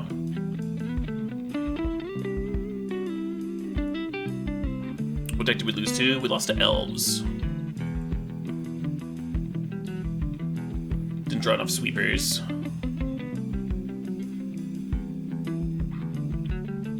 Yeah, Kaya's Guile giving life and hitting graveyards is pretty nice. I probably have more graveyard hate than I need actually if I'm playing Kaya's Guiles. Yeah, I think I can cut these Nile spell bombs, and then that'll be the room for another sweeper. I can go up to 2 dams in the sideboard. I like that a lot. And then we even have like an extra slot to do something with.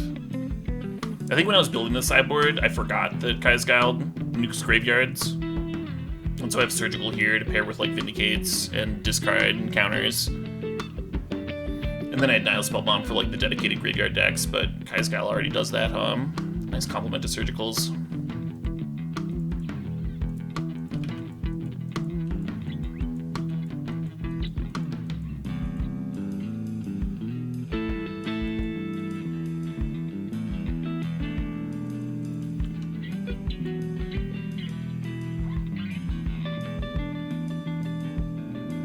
I'm gonna force Negation this Springleaf Drum. I think.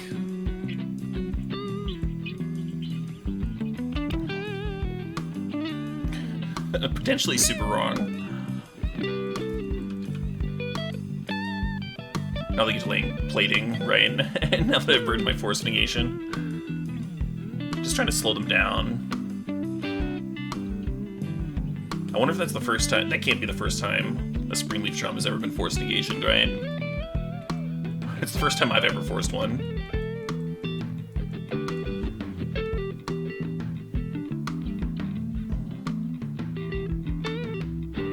Whoa.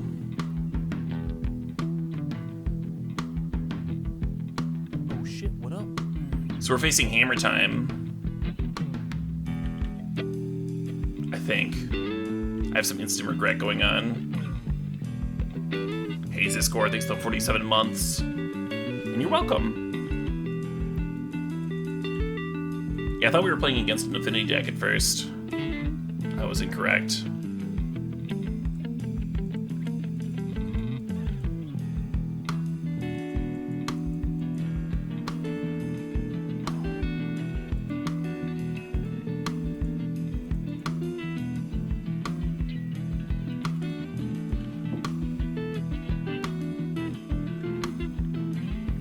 You cannot Snap Force and pitch to pay for it, no.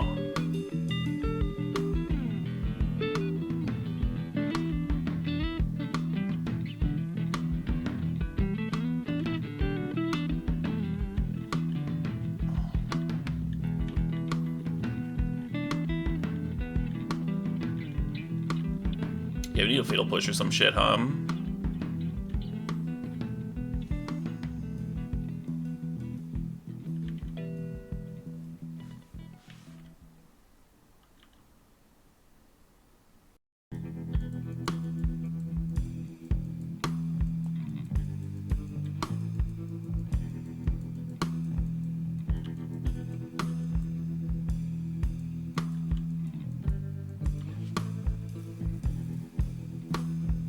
Fine with this Saga spitting out tokens. I think that's okay. Because we could Cryptic Bounce it, right? If we wanted to slow it down.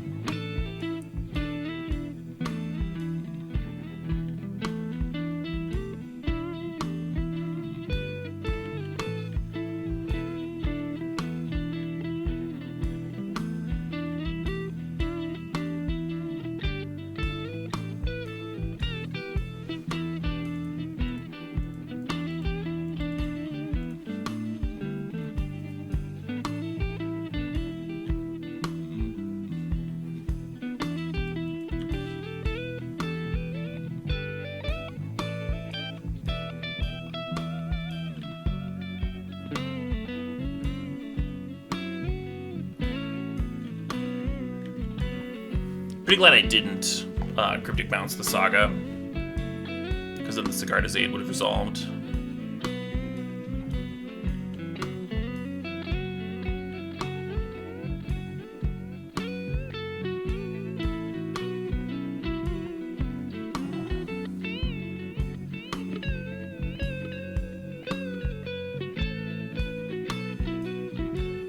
Which would have been obnoxious.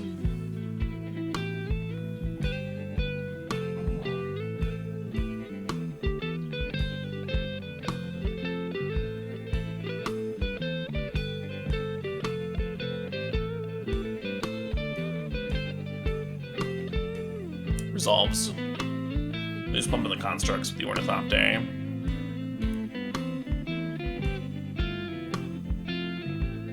Look like another game where if I find a sweeper, I'll be in good shape. We have a little bit of time. We have a little bit of time to find a sweeper.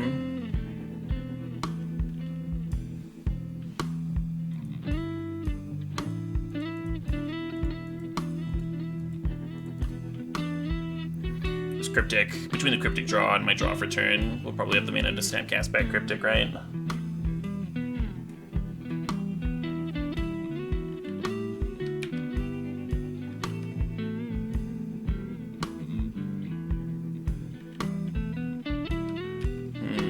Not what I was hoping to draw.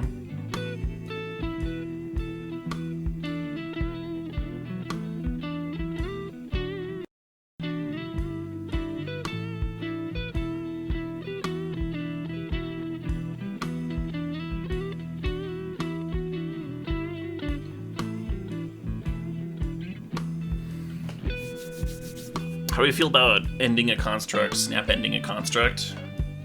That's decent, right?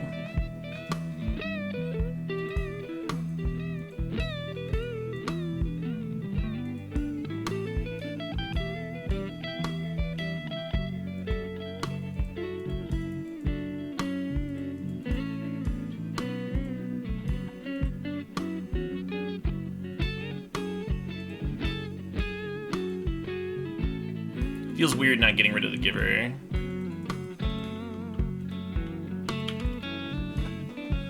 But right now, we're kind of making the space to stick Teferi and start drawing with Teferi. Like, we can fade gas for a turn or two. Should be in fine shape.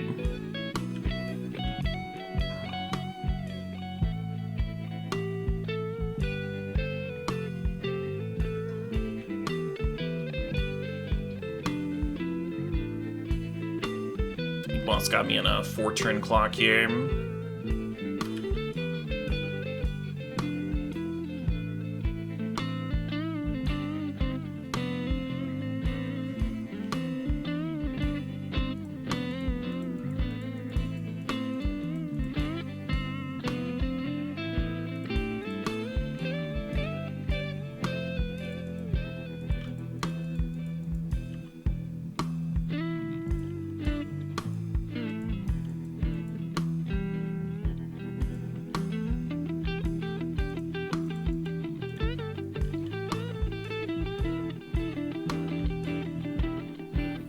If we find a Fatal Push, we can push the Giver of Runes and then Snapcast back the Fatal Push on the Ink Moth. And probably be fine.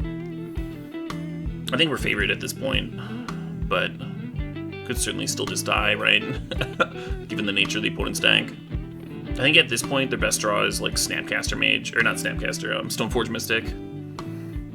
That's probably the thing they want to draw most.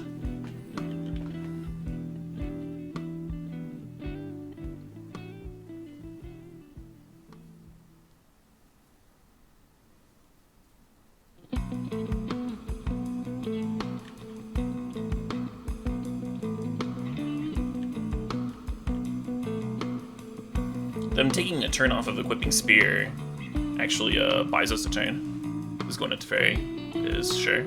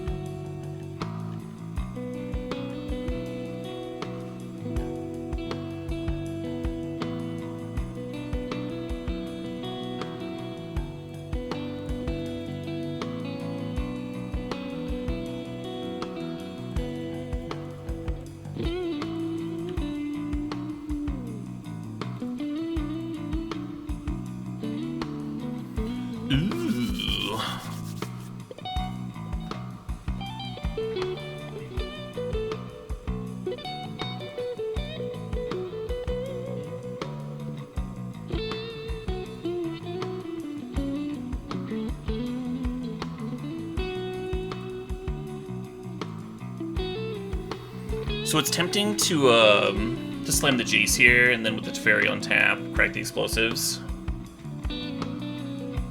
Actually, that is good, because we untap it at end of turn. We can do it at our end of turn. Yeah, let's play the Jace.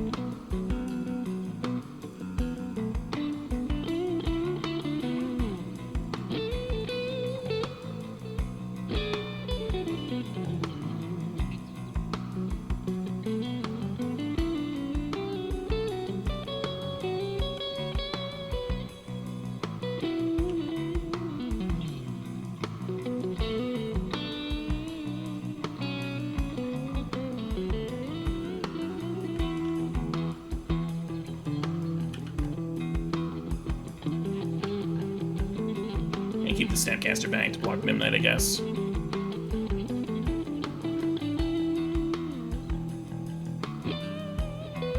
The fat shot the Brainstorm from Jace was so nice.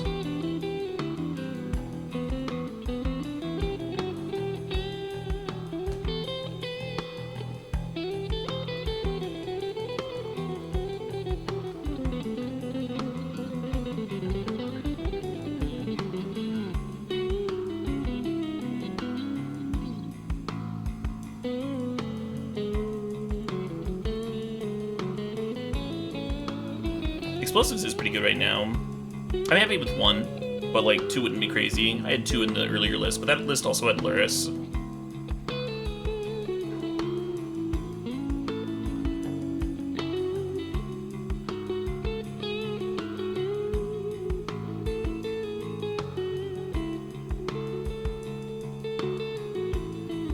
Speaking of Luris, so the opponent just put to hand.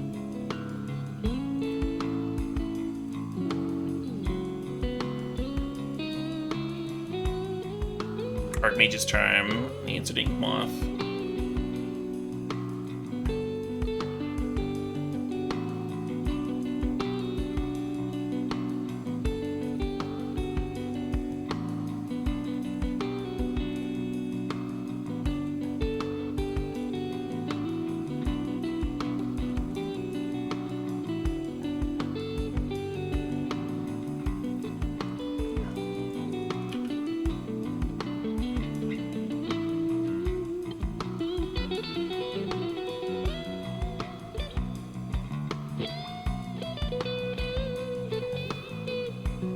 Now we got our Mage's Charm with Counterspell backup, thanks to the Teferi on tap.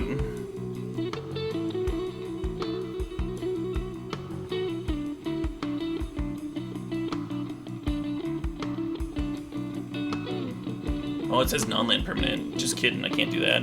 Well, next turn we can Snapcast back Vindicate on the Ink Moth, and that should be fine too. Fair enough.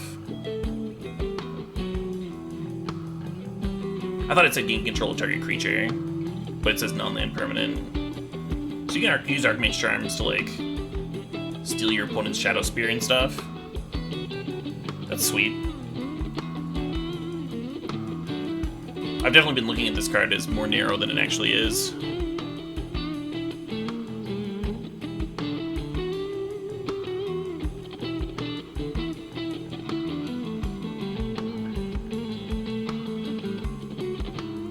Well, I'm countering that one too. Yeah, Stealer's Soul Ring. Oh man.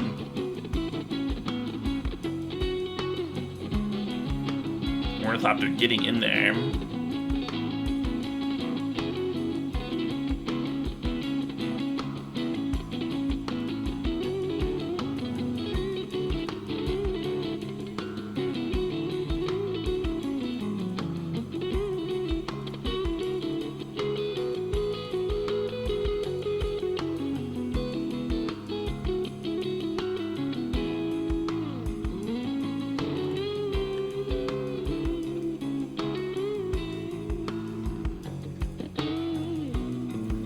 stacking with Colonnade here is fine, but then I wouldn't have Snap Cryptic up.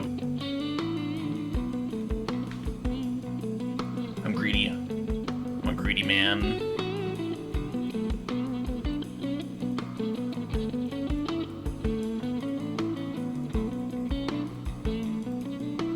Well, considering that game started out with me Force Vindicationing a Mana Rock on turn 1 or whatever, ended up working out okay. This kind of doesn't seem like a matchup for Kaya's Guile. I really liked that Vindicate could hit lands there. It was pretty important. Disenchant's definitely coming in.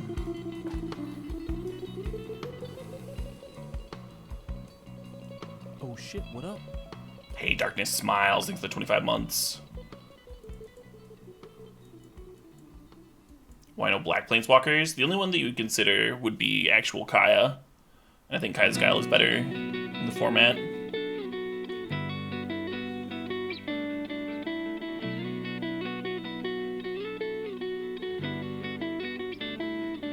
Do I want to cut Force Negations here? They've got some pretty important non-creature spells.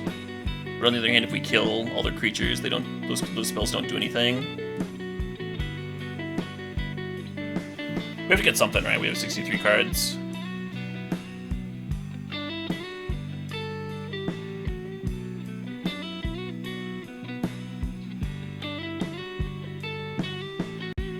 Discard his Aid. I mean, I think we're going to be answering to Aid.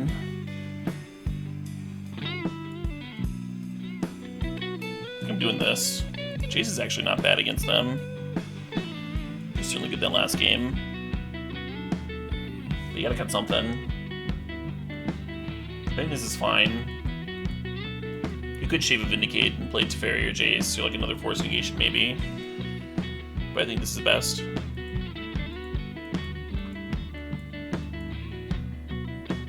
Maybe Teferi is better than Force.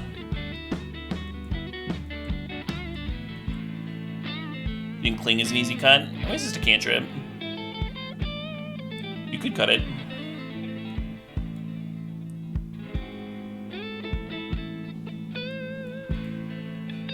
Do you like that?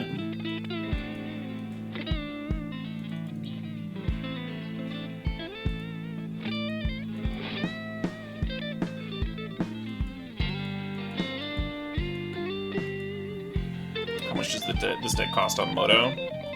I think Stream Decker lets you know.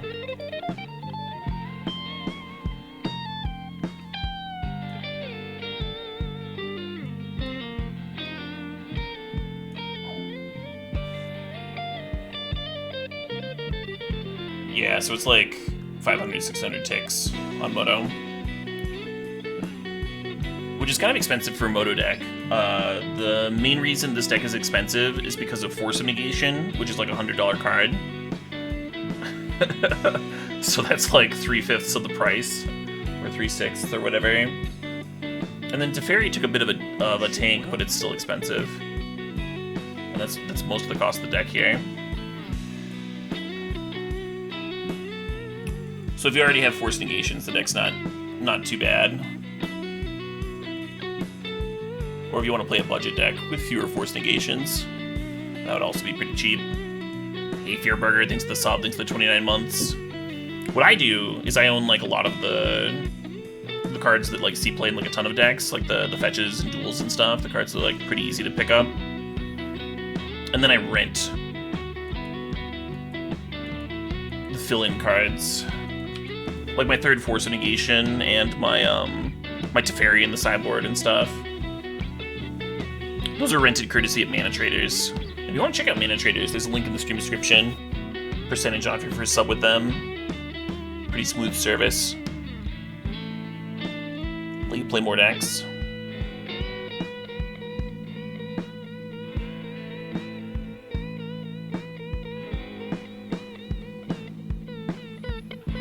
Yeah, my Disenchant.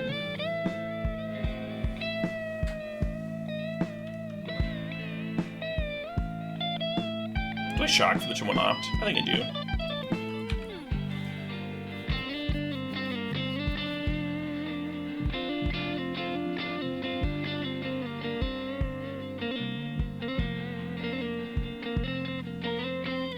Yeah, it makes sense for them to grab the Disenchant, because otherwise Disenchant could just kill the Saga. And they'd be pretty far behind.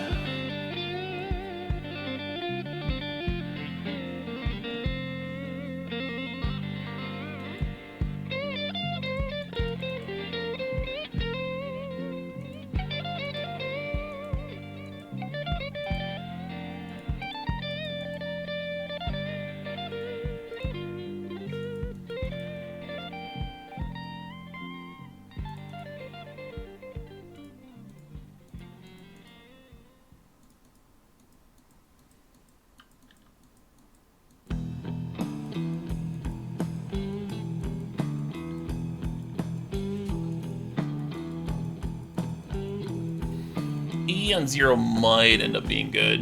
We'll see what this Urza Saga ends up doing. They might just need to just their land.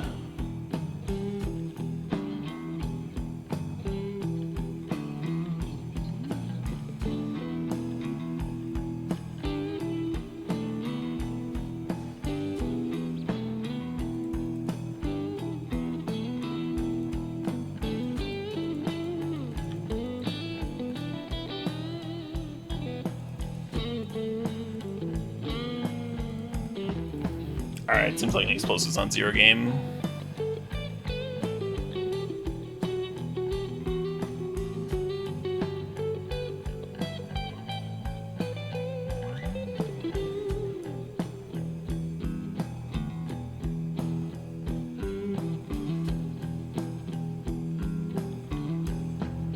What's the most I've spent on a Moto Modern deck?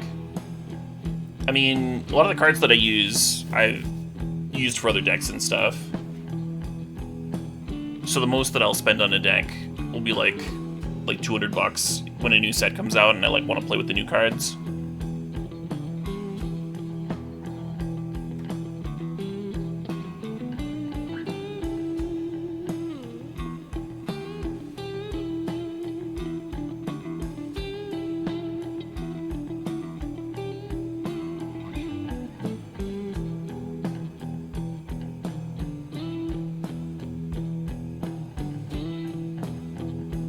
And then sometimes I'll even sell those cards back.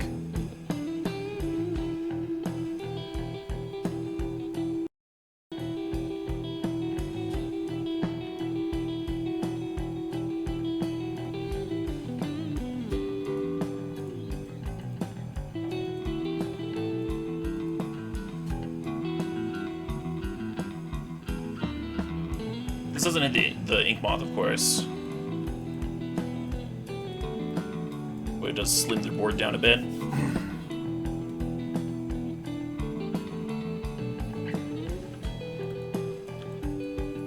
So tempting to Vindicate a land here.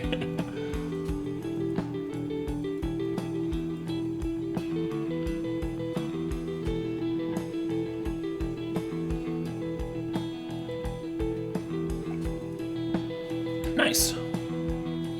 Yeah, this version of the deck's felt a lot better than the Lurrus version. Maybe it's just, like, easier to play than the Lurrus version, a little bit more point and click. But the untap aspect of Teferi, the way it, like, having your draw engine untap lands is really strong. My idea behind the Lurrus build was that rebuying Engineered Explosives seems really good in this meta, which is valid, like, it is really good. Very hard for some decks to beat. But the Teferi plan, I think, just, like, fits the playstyle of the deck a lot better. And it's certainly much easier on my on my poor soggy noggin.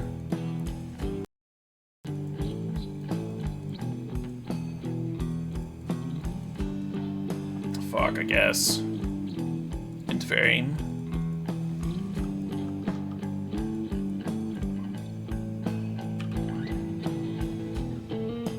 Misty Reinforced pass.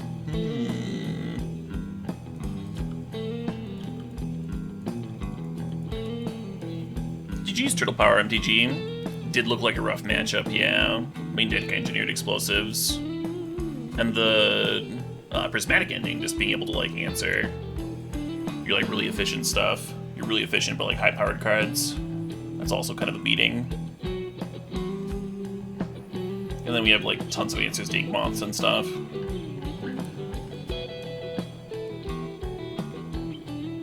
for facing blue-red tempo.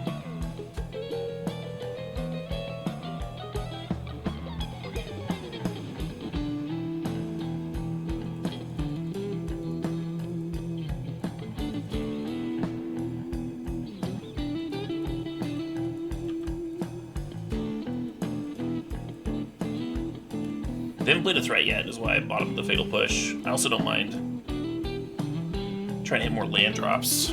But we're getting iced here, sure. So this is Cascade that we're facing.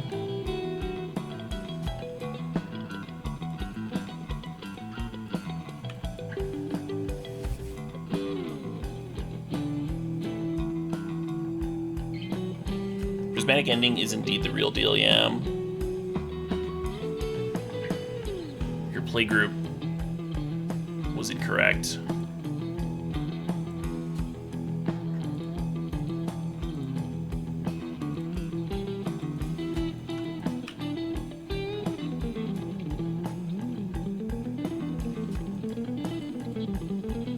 I kind of want to Vindicate a land, but I'm just going to hold up the Archmage's Charm.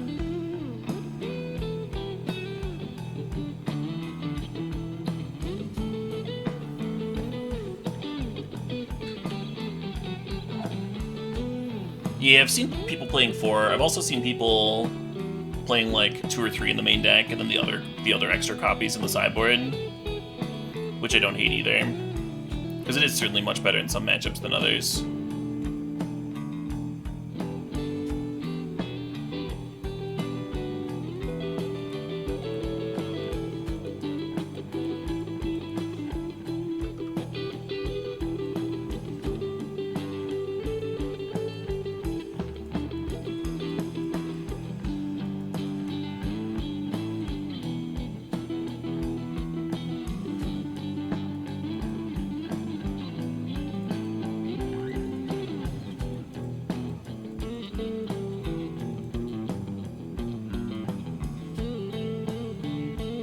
Jesus fuck.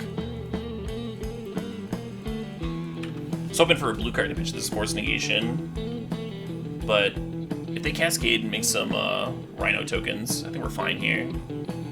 Jace can bounce 1, we got some removal spells, it's whatever.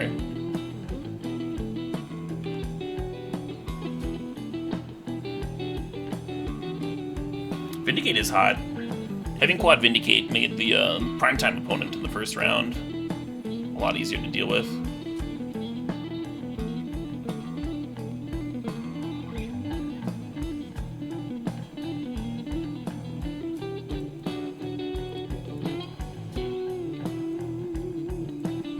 God, I'm so low.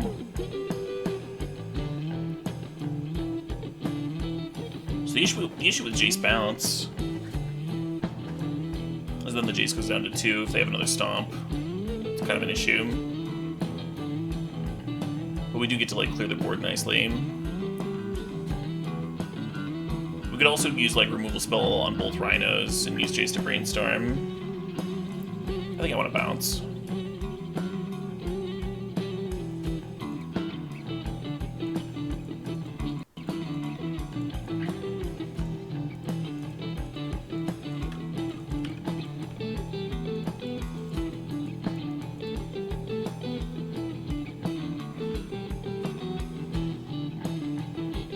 So there's 1 Footfalls in the graveyard, there's 1 exiled to a Force Negation already, which means that there's only 1 more Crashing Footfalls left.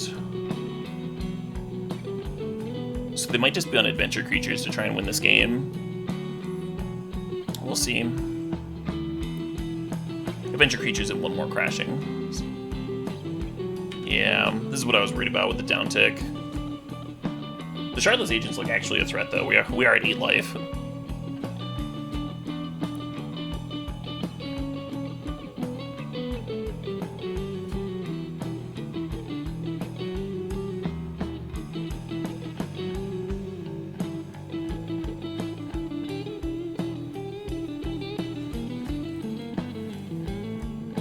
Functionally 8 with him having the Bone Crusher.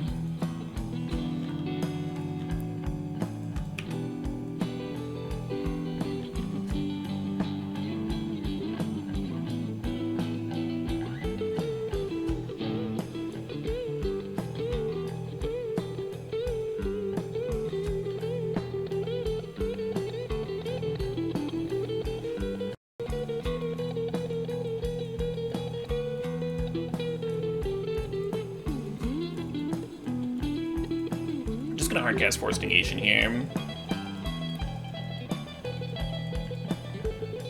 As was the plan for a while.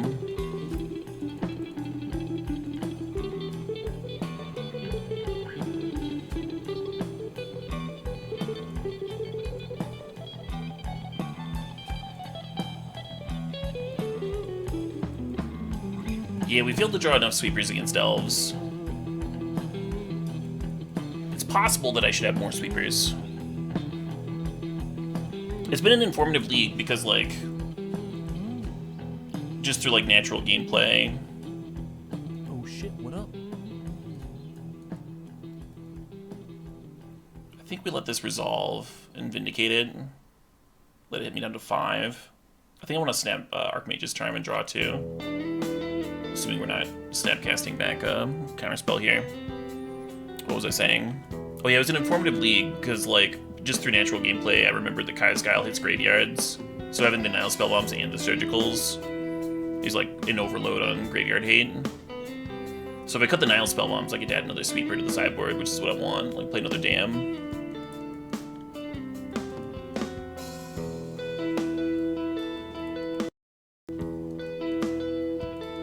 And then I don't know what the other card will be. Maybe a Celestial Purge or something. Maybe a 4th Kai's Guile. Card is really good in some matchups. You would still get add Zodiac Braid, yeah. That's the discount. That's the what's the word? That's the downside to Patreon. I can give you some benefits on Patreon, like voting on like what decks I'm gonna play during the event, sneak peeks at decks that I'm working on that I haven't gotten to stream yet.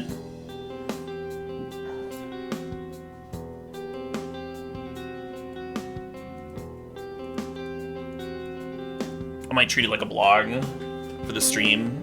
If I ever have thoughts that I don't get off my chest live or whatever.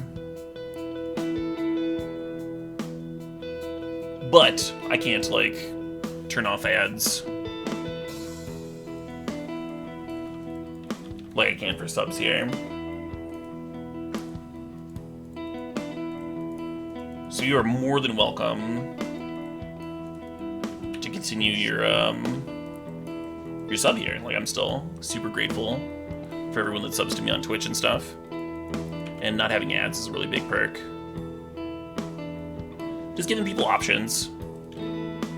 Different ways to support, different benefits, that thing.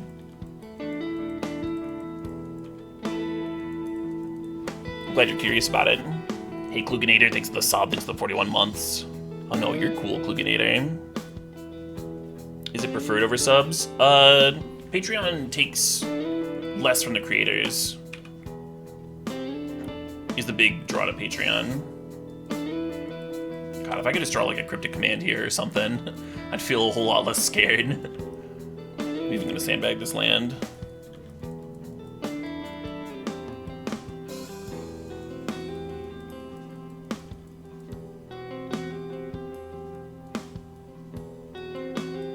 They countered the Archmage's Charm with a Force Negation, because that's a counter that's not going to get hit by a Cascader, right?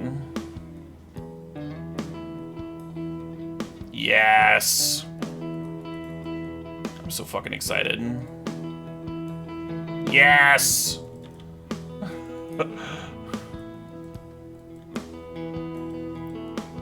Yeah, we have a normal Discord. Someone suggested the idea of attaching a private room in the Discord to the Patreon, but we have that for Twitch subs and it doesn't get used a whole ton, so I don't want to have just like a bunch of dead rooms.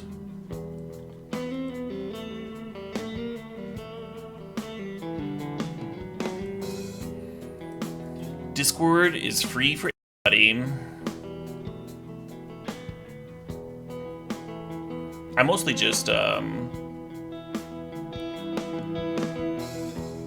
use it to make like announcements.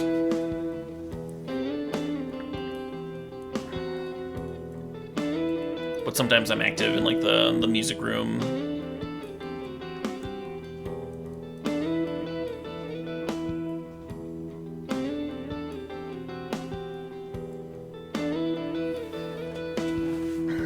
I wonder if Surgical's good here. Teferi seems awesome against Cascade. We're gonna play Explosives, gonna play another Sweeper. And I think we want Thoughtseize and Surgical. I think those are cards that I want. And I'm gonna cut Cling to Dust. And Vindicates.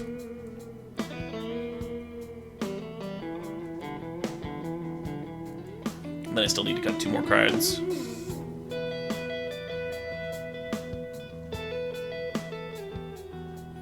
What's been my favorite Modern deck so far? Well, it hasn't been the most winning, but I certainly have the most fun playing Shamans. The last league I played the other day, I actually just got like mana screwed and mana flooded for most of my rounds, but then I had a sick game against Tron. So on my YouTube, I didn't even upload the whole league. I was just like, here's the match versus Tron. This is all that's worth watching.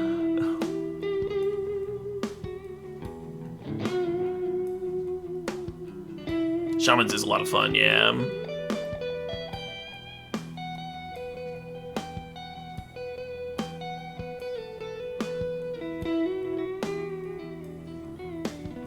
You're supposed to cut an ending, a prismatic ending.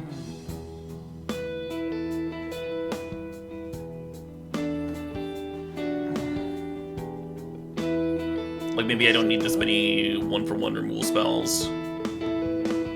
If I'm bringing in like another explosives and like more sweepers. The sweepers are obviously better. Yeah, let's do like this. Hey, Bobgar the Warbarian, thanks to the sub, thanks to the 41 months.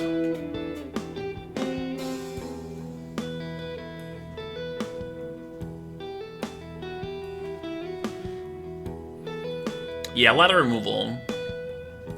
Especially against a matchup where like removal's okay. It was certainly good that last game. Being able to just like clear stuff. But it's not, like, amazing, you know? Not as good as a Sweeper.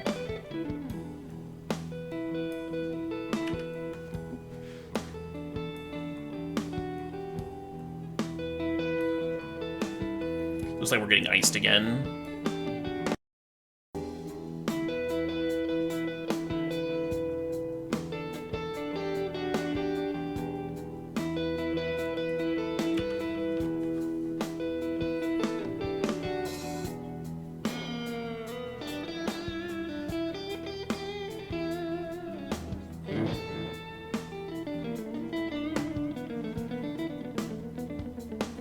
I'm not sure if I'm supposed to force negation or explosives here.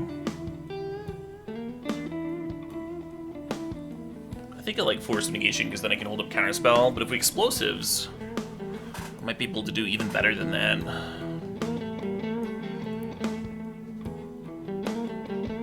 By like being like draw a different blue card to pitch to force negation and then have like Snapcaster for counterspell. But I'd be like tapped out this next turn.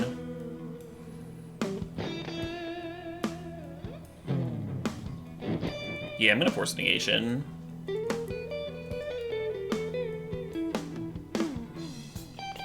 The big concern with like using explosives to answer the crashing footfalls, or do they think they could force negation back? Well, they do have a thing. Maybe they're thinking about putting their own Shardless Agent on top of their library with the blue pitch card, the blue pitch creature. I don't know if that's a legal line or not. That's something they can consider. Yeah, Mystic. There's the 2 and a blue that you can mana link that you can pay for 1 blue if you're targeting a blue card.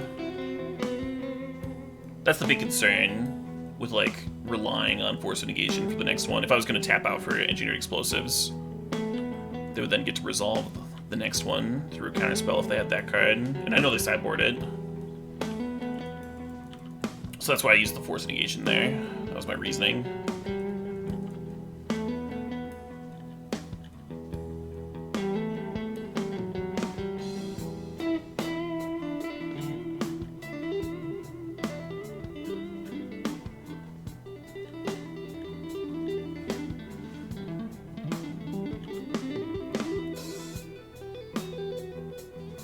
This is the downside to not having a swamp.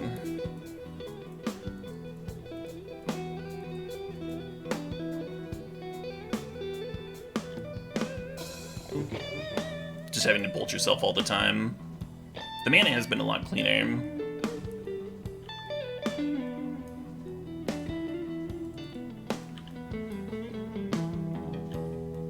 A lot more Archmage's Charm and Cryptic Command friendly than my last build. Last build, I not only had a Swamp on top of the plains, but I also had a Godless Shrine. It was a little iffy, a little on the iffy side. I'm gonna wait until I can play this Teferi with a counter spell up, because I'm pretty sure they're sitting on some counters over there. They have 7 cards in hand.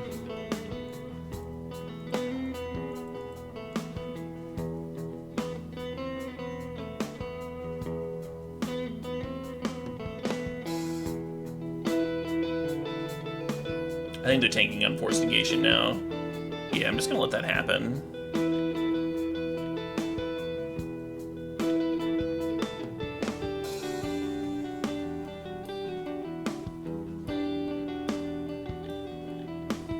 Yeah, it kind of came up earlier though, Ender. Not having a basic for Blood Moon.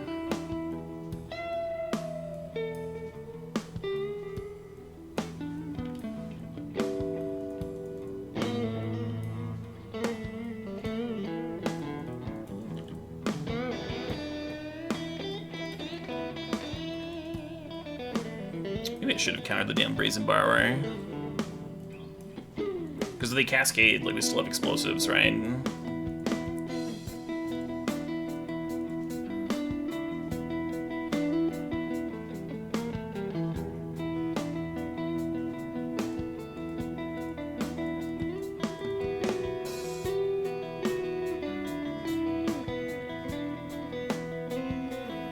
Do I uptick or do I downtick is the next question. I think I uptick. I also think it's close, though.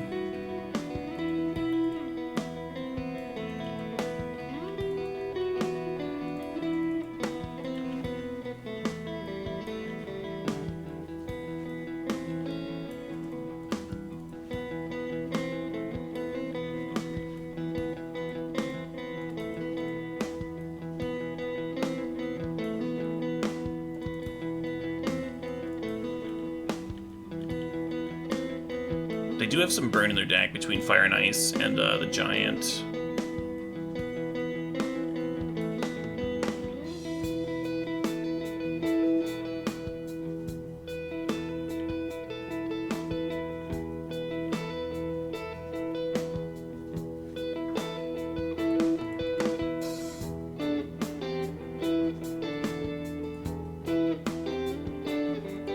Hello, hello, hello.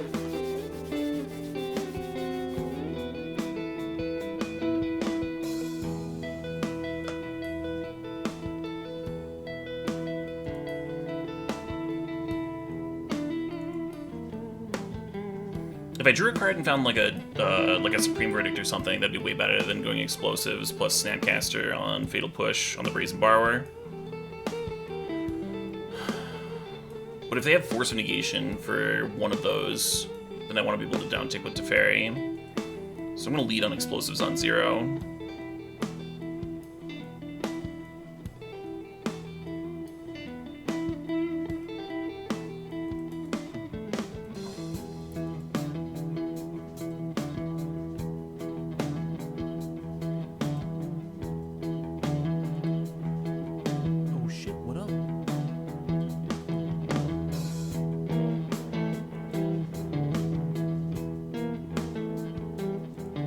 Hey, I am Trombone, thanks to the sub, thanks to the 35 months.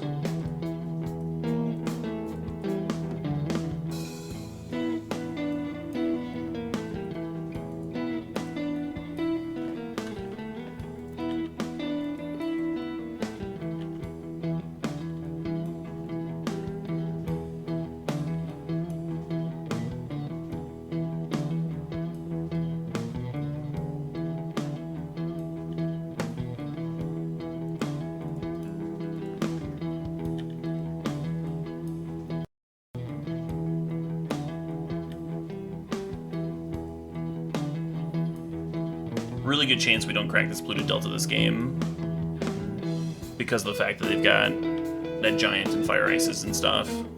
The difference between being at 5 and 4 is pretty real.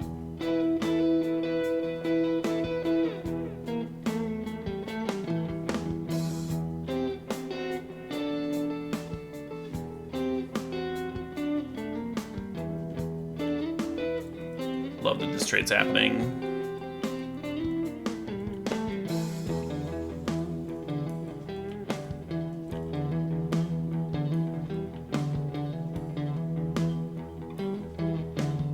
They don't want to upkeep Ice Beam, because I might be activating Colonnade this turn.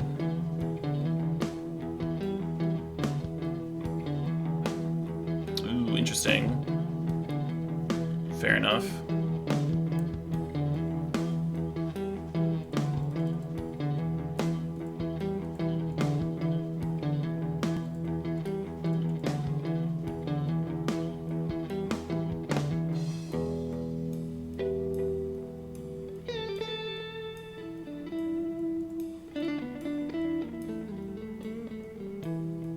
Hell yeah.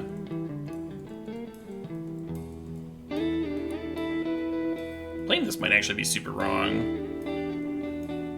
Yeah, and I'm letting them use a Mystic Dispute when I don't need to. Like, I can wait a turn and then play the Teferi the turn before the Crashing Footfalls happens. Fuck. Yeah, a little poor on my part. Hopefully I don't lose the game because of that.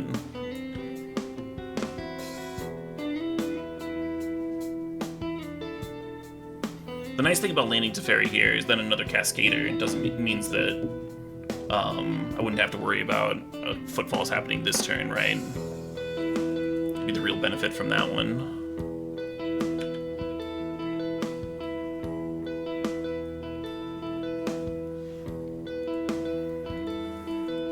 But maybe with the risk to reward, it's just better.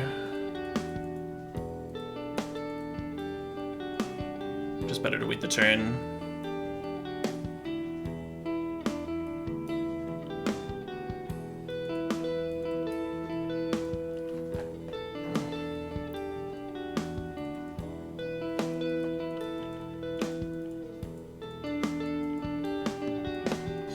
So we're not completely boned here.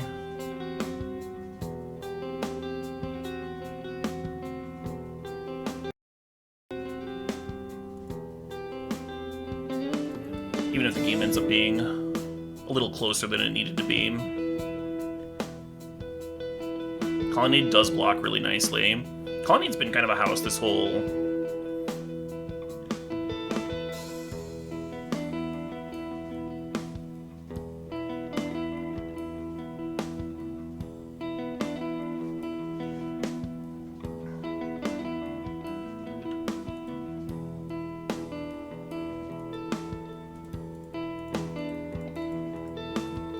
this whole league.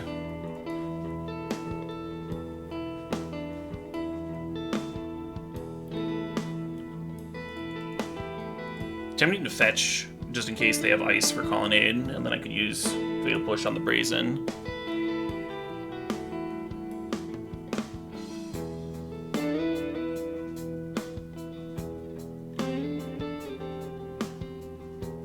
Well, this is gonna pump the Brazen Bar so the Colonnade dies. That's cute. So we need a sweeper. Actually, maybe we don't. Down tick, push, push, trade.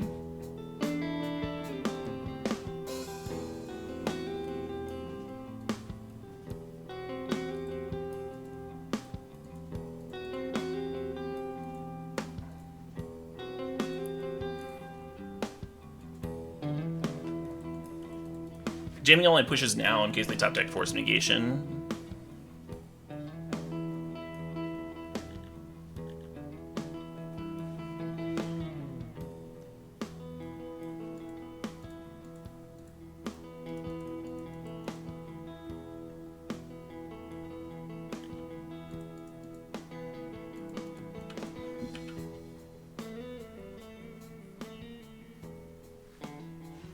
Nice.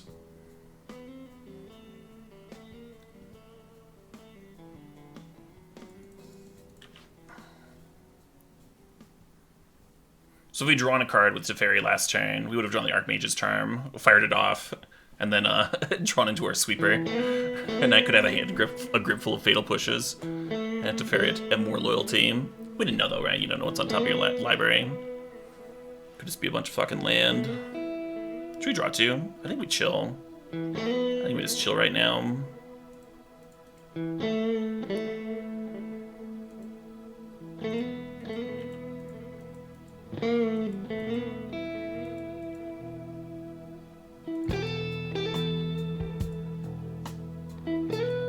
It does feel like I'm in a good spot, yeah.